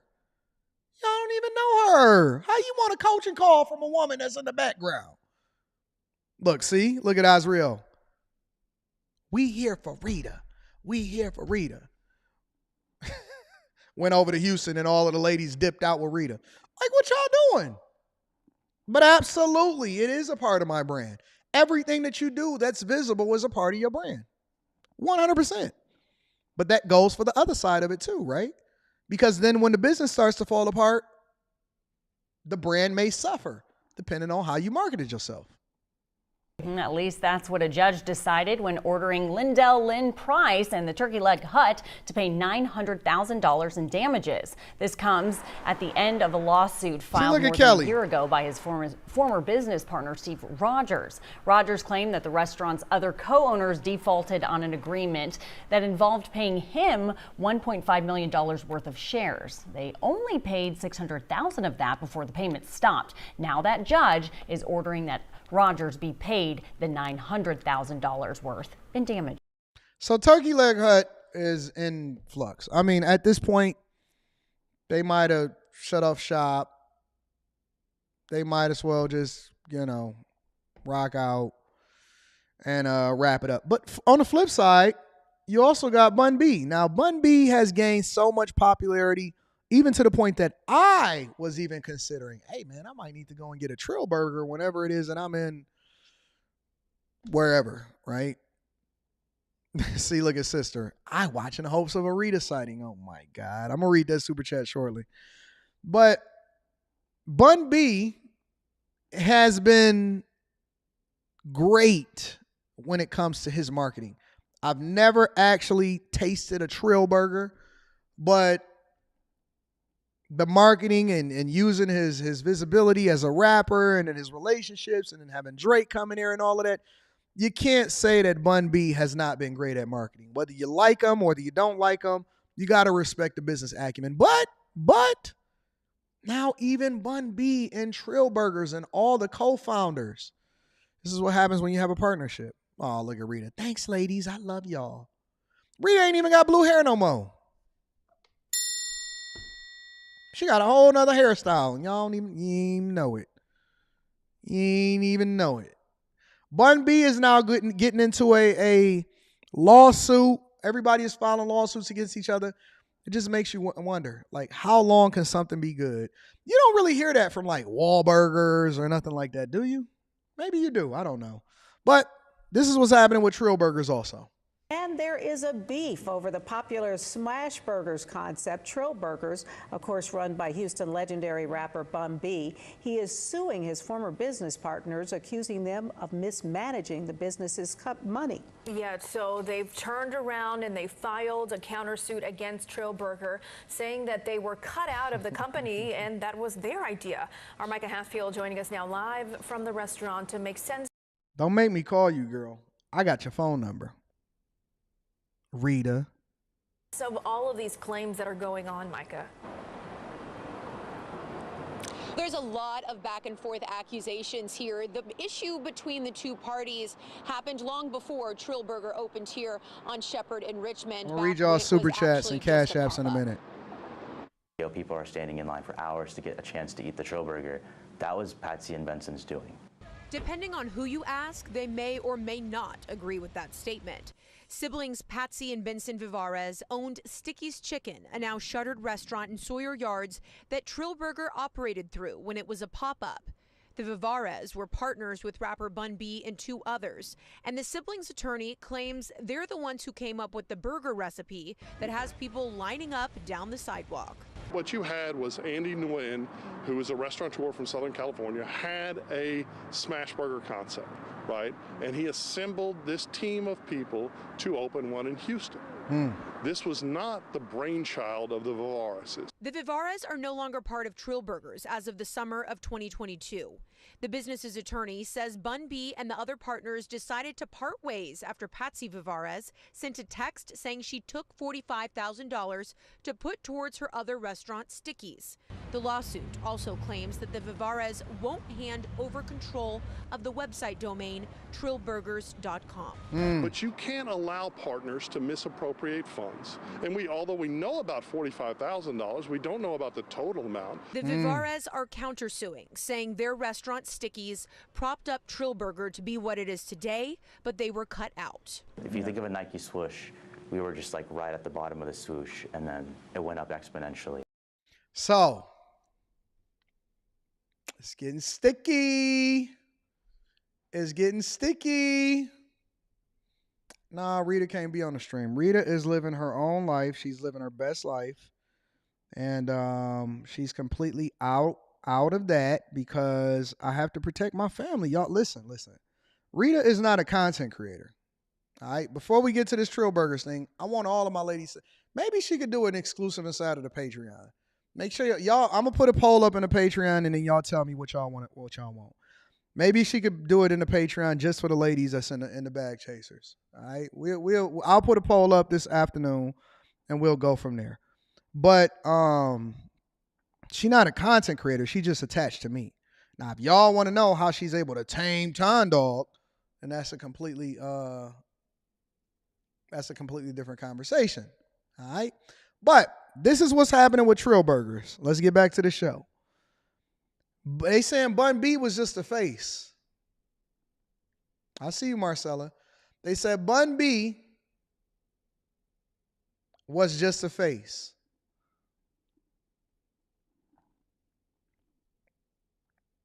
That's all it is. Bun B is just a face. They said that he went out there and he promoted it and all of this stuff. But I think that all of it is interconnected, and you couldn't have one without the other. I teach inside of the Patreon, one of the things that you need to do, and that's why I say that it doesn't take a lot of money in order to proof out a concept, is to do a pop-up in an already existing restaurant. Well, I'm not going to get into that, right? But he basically did one of the exact same things that I teach inside of the Bag Chasers in order to proof out a concept to see whether or not it makes sense for you to continue over with the idea. Once he was able to leverage his marketing in order to bring more visibility, they're saying that no, it was just our idea and that was our burger. It's not enough. You got to have the marketing, you got to have the visibility, you got to have a good product, and then it all makes for a great thing. But when you have partners and you start to make money and an idea starts to blow up, it's all cool until you start to make money. This is why you need your paperwork right. Paperwork solves for all of this. It shows roles and responsibilities. It shows shareholders, percentages. All of that should have been established before they started to even get into the restaurant concept in the first place. All of it should have been established before they started to get into the restaurant concept in the first place. Why? Because it eliminates any messiness and any feelings because you know what you're getting into before you get into it. And so now it's unfortunate because instead of them being able to leverage the visibility that they're getting from creating a great product and great marketing and branding, some people saying it's expensive. I haven't been there, so I don't know yet. Now it's mired in lawsuits, and the only thing I see on social media and the stuff that people are sending to me about Trill Burgers is the fact that they have partnership issues and they're trying to solve for it with lawsuits. Yep, the operating agreement, absolutely. So it's unfortunate that a lot of these businesses are not being able to thrive based off of a great product, but people don't actually know how to run it from a business perspective and put it together in the first place. So Turkey Leg Hut, Bun B Trill Burgers, that's the latest updates. I'll keep you guys updated on what's going on out here in these streets. The Garrett says, Lynn, the ex-husband, started an oyster cooking business across the street. That's petty. Petty sister. Mr. AD out watching hopes of a Rita sighting. Oh my God. She done became an urban legend. Early Riser says, check her search history, how to burn business for insurance. Check her iPhone and check her laptop for how, if she set the fire to the business. Dukester Duke says, I got this 2-ball for you. Thank you, Dukester Duke. I also want to acknowledge the people that's on Cash App that's holding me down. Maestro says, Super Chat still blocked. Let me screenshot this. I'm going to get it after the show and see if I can get to you. Thank you, Maestro. Brian Hunter is in the building and says salute and sent the fireball. Thank you, Brian Hunter. I appreciate you. All right, y'all. Let's continue over with the show. We got a couple more segments that we want to go over. First and foremost, before we get into gentrification, Diddy. I kind of went over this a little bit on the Anton Daniels platform yesterday, but I want to bring this into the front of the congregation. And I really want to have a conversation about this, right? Because I've been standing on the idea of due process.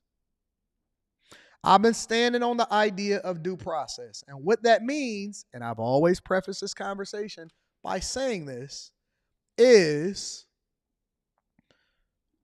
I don't believe in the lifestyle that these monsters are living. I don't. I don't like Diddy. I don't agree with the lifestyle. I would never, ever do business with the dude. And that's just me. That's just me personally. I wouldn't do business with a person like this. But then at the same time, I have to question people that did business with people like this. And it's like, wait a minute. It's been no secret since the beginning of time that this is the person that rocks the way that they rock and all of this stuff. Why are y'all all still trying to do business with a person if he's so bad? And how come Young Jock ain't got no problems? And how come French Montana ain't got no problems? But then at the same time, we start getting all of these crazy accusations and we seen what was happening with Cassie and all of this, right? And so regardless of who you are and what you do, I still believe in due process. That's just what I am. That's what I stand on. That's how I rock. And I can't change from believing in the fact that everybody should be able to defend themselves, especially before, let me preface this by saying this, especially before any charges is even made. Yeah, we can all have our opinion, but I will never wish jail on somebody to be charged with something that I'm not sure of what they're guilty of or what's being charged. Now, if some charges come up and then they prove that he's guilty, then we can have that conversation. But I personally don't believe in convicting somebody in a court of public opinion. That's just me. Other people feel differently, I'm sure. We can have that conversation, right? But in the meantime, Diddy is out here living his best life. He chilling. He walking around with his shirt off. He riding bikes with no security. He ain't tripping about nobody. None of that. Check it out.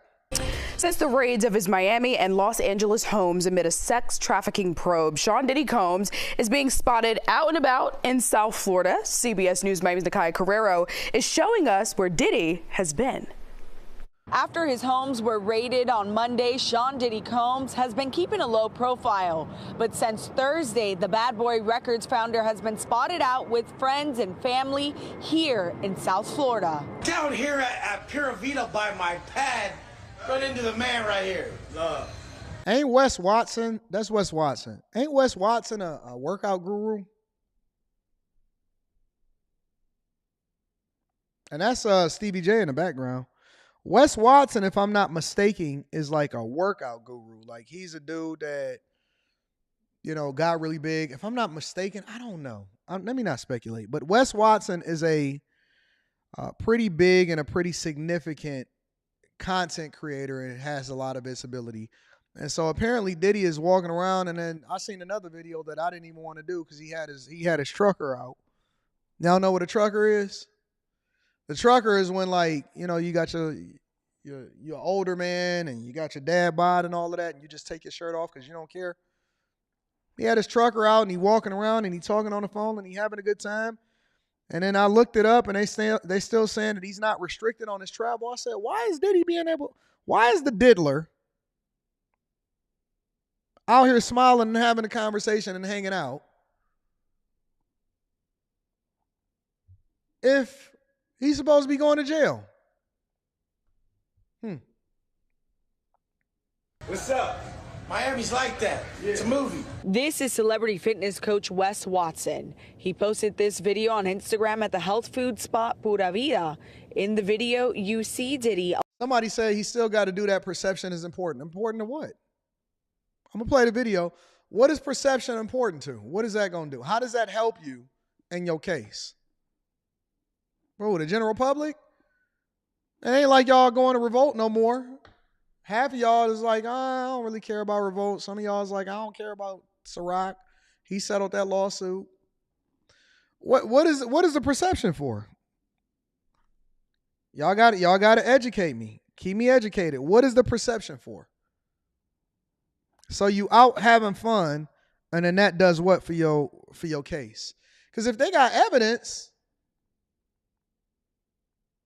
and they saying that, hey man, this dude is out here, whatever it is that they accusing him of, what the heck is perception gonna do? How does that make your case any less or more, whatever it is? Along with music producer and reality TV star Stevie J. Stevie J being one of the people named in the more than 90-page lawsuit from music producer Rodney Little Rod Jones, which claims both men were grooming Jones into doing sex acts he did not want to participate in. This is the third reported sighting of the music mogul since Thursday. He was spotted Thursday evening at a Miami-Dade Topgolf with his teenage twin daughters. Another video shared with us from Only in Dade shows Diddy riding his bike in his Star Island neighborhood. He's the one on the left, riding a bike, talking with two other people on bicycles. No security. Jones is asking for $30 million in damages. Diddy's legal team has continuously denied all the allegations in the lawsuit. This latest lawsuit is the fifth one against Combs in the last 6 months. In Miami, Nakaya Carrero, CBS News. So Diddy is out here diddling. And let me say this about this whole Stevie J. You know what I hate? You know what really bothers me? Is when people above the age of 26, say 26.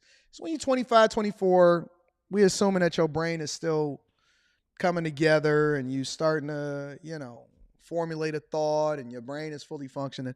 Once you get to the space where your brain is fully developed as an adult, why are people still talking about fighting?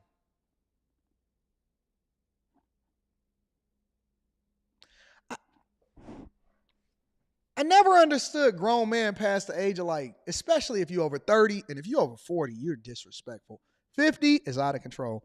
I don't agree with grown men talking about pulling up on each other because first of all, you pump faking.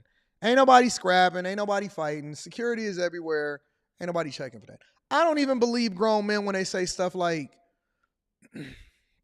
let's do a celebrity boxing match for some money. Man, ain't nobody actually boxing.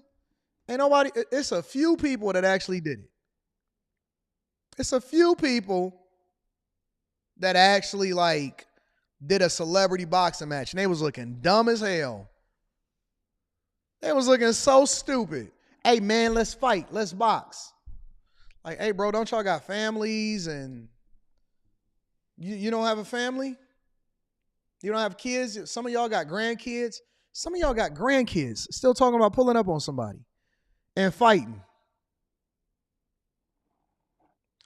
I'll be like, bro, you sound so dumb. I didn't even know people still fought in real life. Hey, man, I'll pull up on you to fight. No, I'll pull up on you for an interview. I'll pull up on you for an interview. And then throughout the interview, we can have discourse, or we can have different conversations or whatever, but ain't nobody fighting, bro. That's number one. Number two, I still believe in due process, meaning that I don't believe in the idea that people should be convicted in the court of public opinion only without no evidence. If there are charges to be filed, then they will be filed. And the diddler is diddlying. You know what I'm saying? So let me say this also before we get over to gentrification. Puff is the only real gangster that's out here in these streets publicly.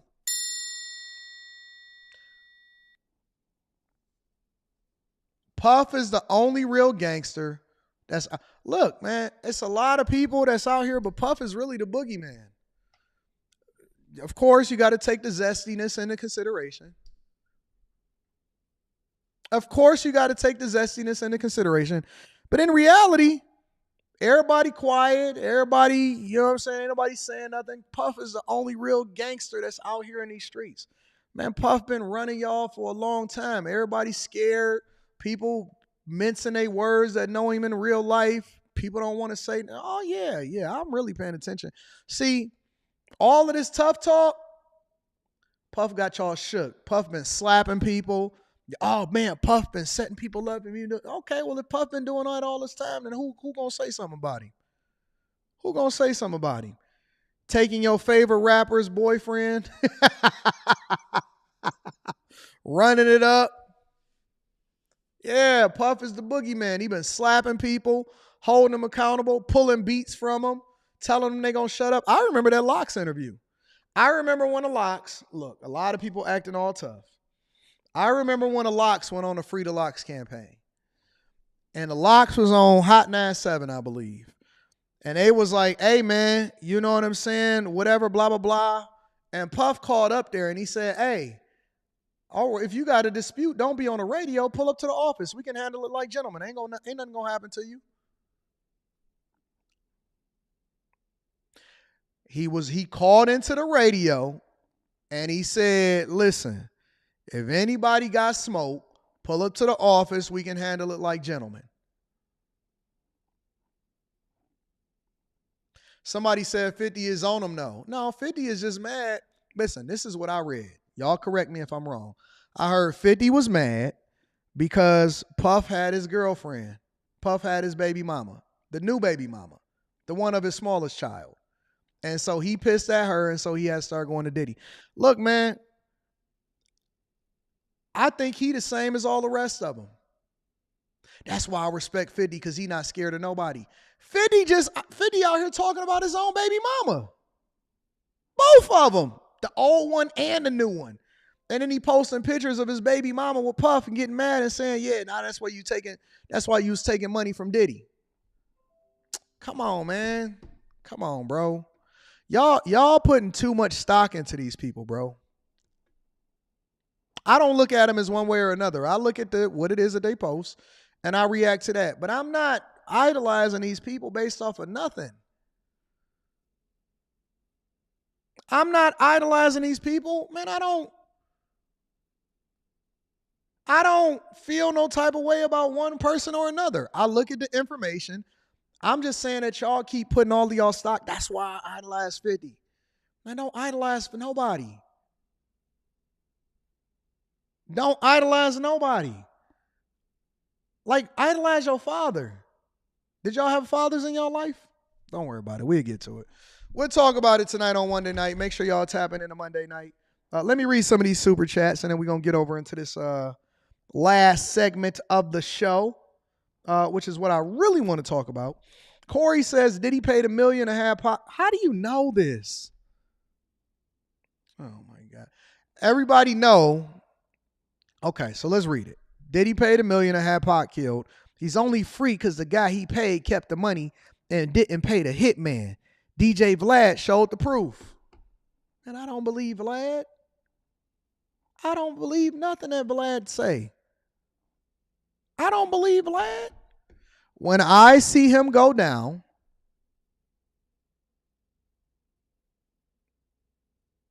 with the evidence, then that's when I'll evaluate it. Vlad, this is what y'all talking about? Vlad showed the proof. What did Vlad show? How did Vlad show it? What did he show? He showed the wire payment or something?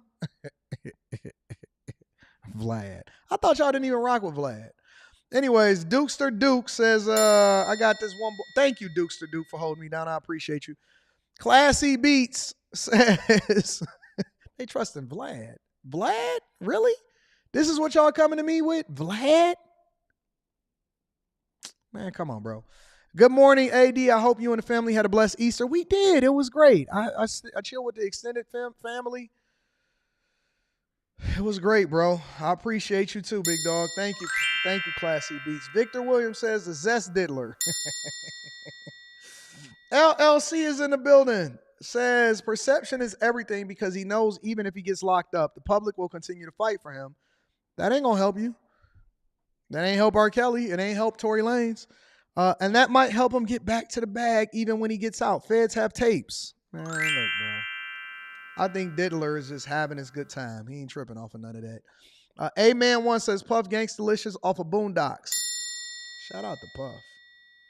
Shout out to the Diddy gang. All right, last but not least, Cat been exposing Aubrey of Danity Kane, the living member of Criss Cross.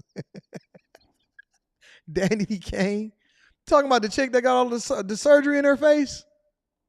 Come on, man. Come on, bro. We'll talk about it. We'll get to it. You know, I got after hours tomorrow, so we definitely gonna allow for y'all to be able to call in and get it off. All right, y'all. Last but not least, gentrification. We're gonna start over. We're gonna attack Wynwood.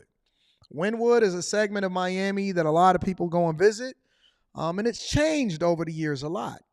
Even from the time when I first visited it, it's changed a lot significantly. Make sure y'all hit a like for the algorithm, subscribe to the channel, and turn on your notifications. If you have not already, make sure you tap into the Patreon. Link is in the description as well as pinned to the top of the chat. All right, let's get it.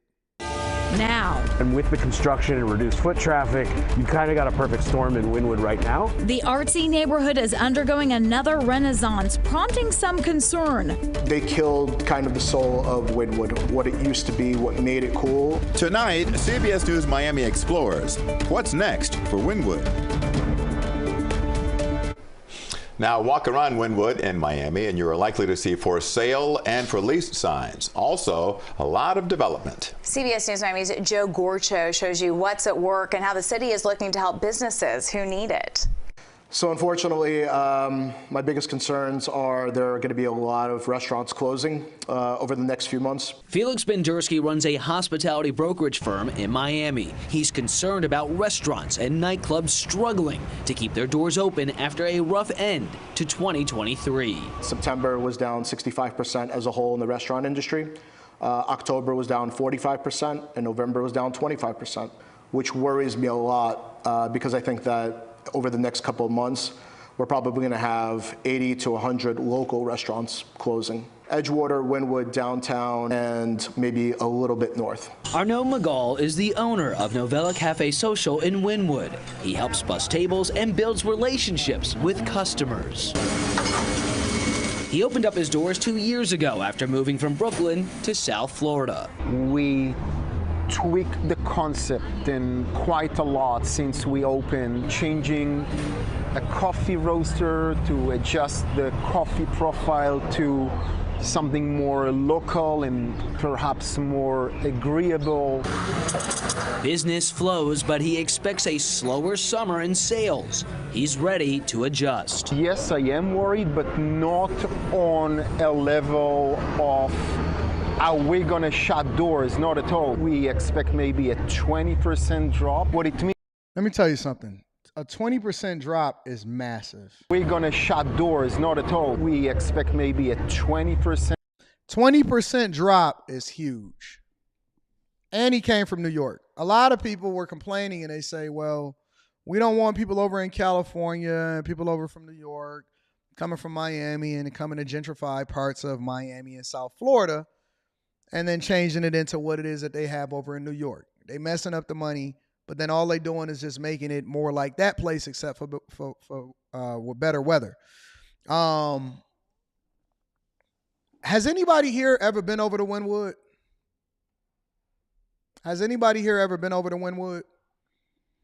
Wynwood is, okay, one of the most famous things that Wynwood is famous for is graffiti and Wynwood walls. So graffiti is kind of like the theme over there. It's kind of supposed to be like edgy, you know, modern meets cultural thing. You know what I'm saying? And if you walk down the street that's most famous over there on Wynwood, you'll see some restaurants. Some of them will be popping. You'll see some stores. You'll see some walkable areas. And then if you go down some of the side streets, you'll see some more clubs and restaurants and stuff like that, right? And the thing about Wynwood is that Wynwood basically used to be the hood, right? And I've learned this from talking to people in Miami and actually experiencing watching the gentrification with my own eyes. When I go to Miami, one of my favorite places to stay, especially if I'm there for any extended period of time, if I'm there for a month, 2 months, 3 months, actually the place that we like to stay the most is Midtown. Midtown is directly next to, or basically across the street from, Wynwood, right? From Midtown, you can walk over to the Design District. You ain't even got to grab a car.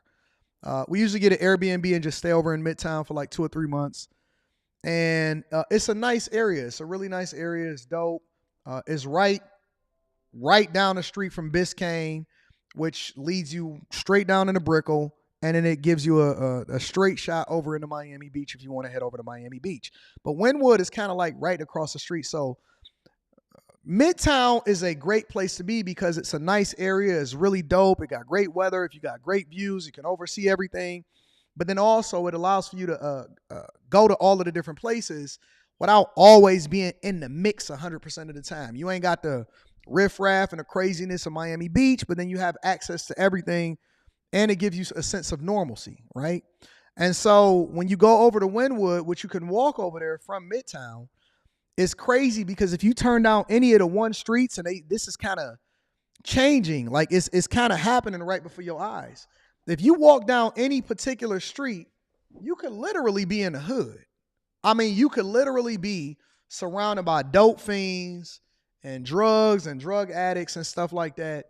But it's starting to change. And so now what's happening over in Wynwood is starting to become one of the more culturally significant places that is moving out all of the riffraff and it's changing the streets and it's removing some of the edginess and it's becoming a place where they're building all of the apartments and all of the places and all of the high rises and, you know, it's starting to become a little bit more corporate. And so it's cleaning up the area, but at the same time, it's displacing the culture and the thing that Wynwood is normally known for. Right? It's becoming a tourist destination. It's coming a touristy spot. It's already a touristy spot. You know, people go there to take pictures. You see a lot of people, Instagram and influencers and all of that stuff, right? I still like Wynwood. I think that it's a lot of parts over in Wynwood that's dope. But then at the same time, it's becoming a lot more visible. And I think that people that live in Miami or people that are familiar with it, they now are starting to stay away from it because they act like that the soul of a place is leaving. You see what I'm saying? Oh man, all of the tourists are familiar with there, so I'm not going there. Yeah, you are. Yeah, you are. And Miami, a lot of Miami is like that. Like you can turn down a street and you can be in the hood. You can straight up be in the hood. So that's my experience as a person that has regularly visited and even lived in Miami for a few months as an outsider, as a visitor. That is my experience of what Wynwood is like. And so when you see this and you see people are talking about it and they saying, well, you know, we're from New York and we opened up a cafe here and it's down 20%. Now you have some additional context as to why people saying that the culture and the neighborhood itself is changing. And drop. What it means is that people are going to get less hours. But walking around, I saw 4 signs on buildings for sale. See how it's you see the graffiti and stuff? A lot of times that's the actual artwork that's on the building itself sometimes. Within a 2-block radius. The rents are getting higher, the margins are getting lower, and the expenses are getting higher. And several lots are being built toward the sky around the for sale sign. That's exactly what it looks like. We're seeing a rapid amount of growth over the next 3 years, which will bring in a lot of foot traffic and people. Christina Crespi is the executive director of the Miami Downtown Development Authority. She says the DDA, in part, helps small businesses survive the growth of new office, retail, and living spaces in Miami under its umbrella in Brickell, Downtown, and Edgewater. And so we've developed grant programs to that effect to help them navigate through this difficult time. Also want to support our local businesses, those that have been here riding this wave out. In the rising rent pressure, it's tough. And then with the construction and reduced foot traffic, you've kind of got a perfect storm in Wynwood right now. Gramps owner Adam Gersten has deep ties to Miami, living here his whole life. He says business remains steady, even though uncertain about the future. Plan moving forward is to not change course and just keep doing what we do. And that's what one resident we spoke to hopes for as well, despite the boom in development. I would describe it as raw, colorful, and in your face. Michelle moved to work in Wynwood a little over a year ago. So I used to live in San Francisco, and the main part that I love. How come everybody from the West Coast and from New York, from San Francisco and from New York, how come all of these people are moving into Wynwood? How come all of these people are moving to South Florida? South Florida is gonna change. If it hasn't already, it's gonna change because people in California are gonna continue to move out if they can get out. And then they're going to take their money and they're going to want to get the same edgy thing that San Francisco used to be and, you know, what L.A. was coming up. And then they're going to look for it somewhere else. And then they're going to change it into what it is that they came from. And then they're going to ruin it. They're going to ruin it. About California was the vibrancy and the color, and then the tech industry took over Silicon Valley, and it became very gray and muted, and that's what I would hate to see about Wynwood. I like the fact that it's a little bit raw, a little bit industrial. It's not finished. I think that you can still be a small operator and set shop here. It's not very commercial. What do you think the face of Wynwood is going to become years from now? I think a couple of blocks will still have some flavor. I think the rest of it's going to look like a giant shopping mall. I've had conversations with landlords, and landlords are not planning on any sort of correction. They would rather... Why would they? They capitalists. They want to make money. Bring in boring, mediocre investor visa concepts that will pay the rent. Ben Dursky fears Wynwood could lose its soul if locally owned restaurants and chefs do not survive development. He tells us over 30 in Miami have already closed for good this year. Yeah, it's over. Shout out to Wynwood. Whatever it was, it's not going to be that anymore because profits over everything. And once people start seeing the money, that's what they're going to go into. It's just the facts. That's just the reality of it. Let me read this last super chat, and then I'm going to get y'all up out of here for the day. I got business to take care of. AL says Vlad and Cat Williams got all the evidence. Watch for the next Club Shay Shay video. No Diddy take that. Shout out to AL. Shout out to Vlad out here presenting all of the evidence to make sure he take Diddy down. I heard that Vlad was mad because Diddy asked to buy his jacket or something like that, too. I don't know, man. I'm not about to be presenting no evidence against nobody. I ain't got time for that. Listen, I love you guys. I appreciate y'all. Thank y'all for helping me kick off this Monday morning to be lit. We appreciate y'all. We love y'all. We got the Q show tonight, and we running it up. Everything else is going to be just as normal. I do have to do Harley Initiated on Wednesday, but that's at 8 p.m. And then we're going to be live streaming our normal Wednesday night after that, all right? So listen, I hope that you guys are entertained. At the very least, tell me that you're entertained. I hope that you took advantage of the best day to join the Patreon is the beginning of the month. I might need to raise the price. We might have to have a conversation about raising the price, y'all. Lock in whoever is in right now at the price that it is, the cheap price that it is, and then raise the price for any future person that comes into it. I don't know. We'll see. We'll talk about it. I love you guys. I appreciate y'all. We got Stock Club coming up this week. I will keep you guys informed because I got to fit it into my schedule because we got a lot of stuff to do and we having a good time. Hope I got you through your day. Hope you guys enjoyed and hope you like my rant. Sometimes we got to pull out the old Anton and let these new people know of who, some of these people just now discovering me and they seeing the nice part of me. But we going to get to it. I love you guys. I appreciate y'all. I need y'all to do me one more favor before we get up out of here. Make sure you guys tap into the Patreon. Share this with your family and friends. We don't want to be successful by ourselves. I love you guys. I appreciate y'all. Y'all are the greatest audience of all time. Thank you. I'll talk to y'all later. Peace.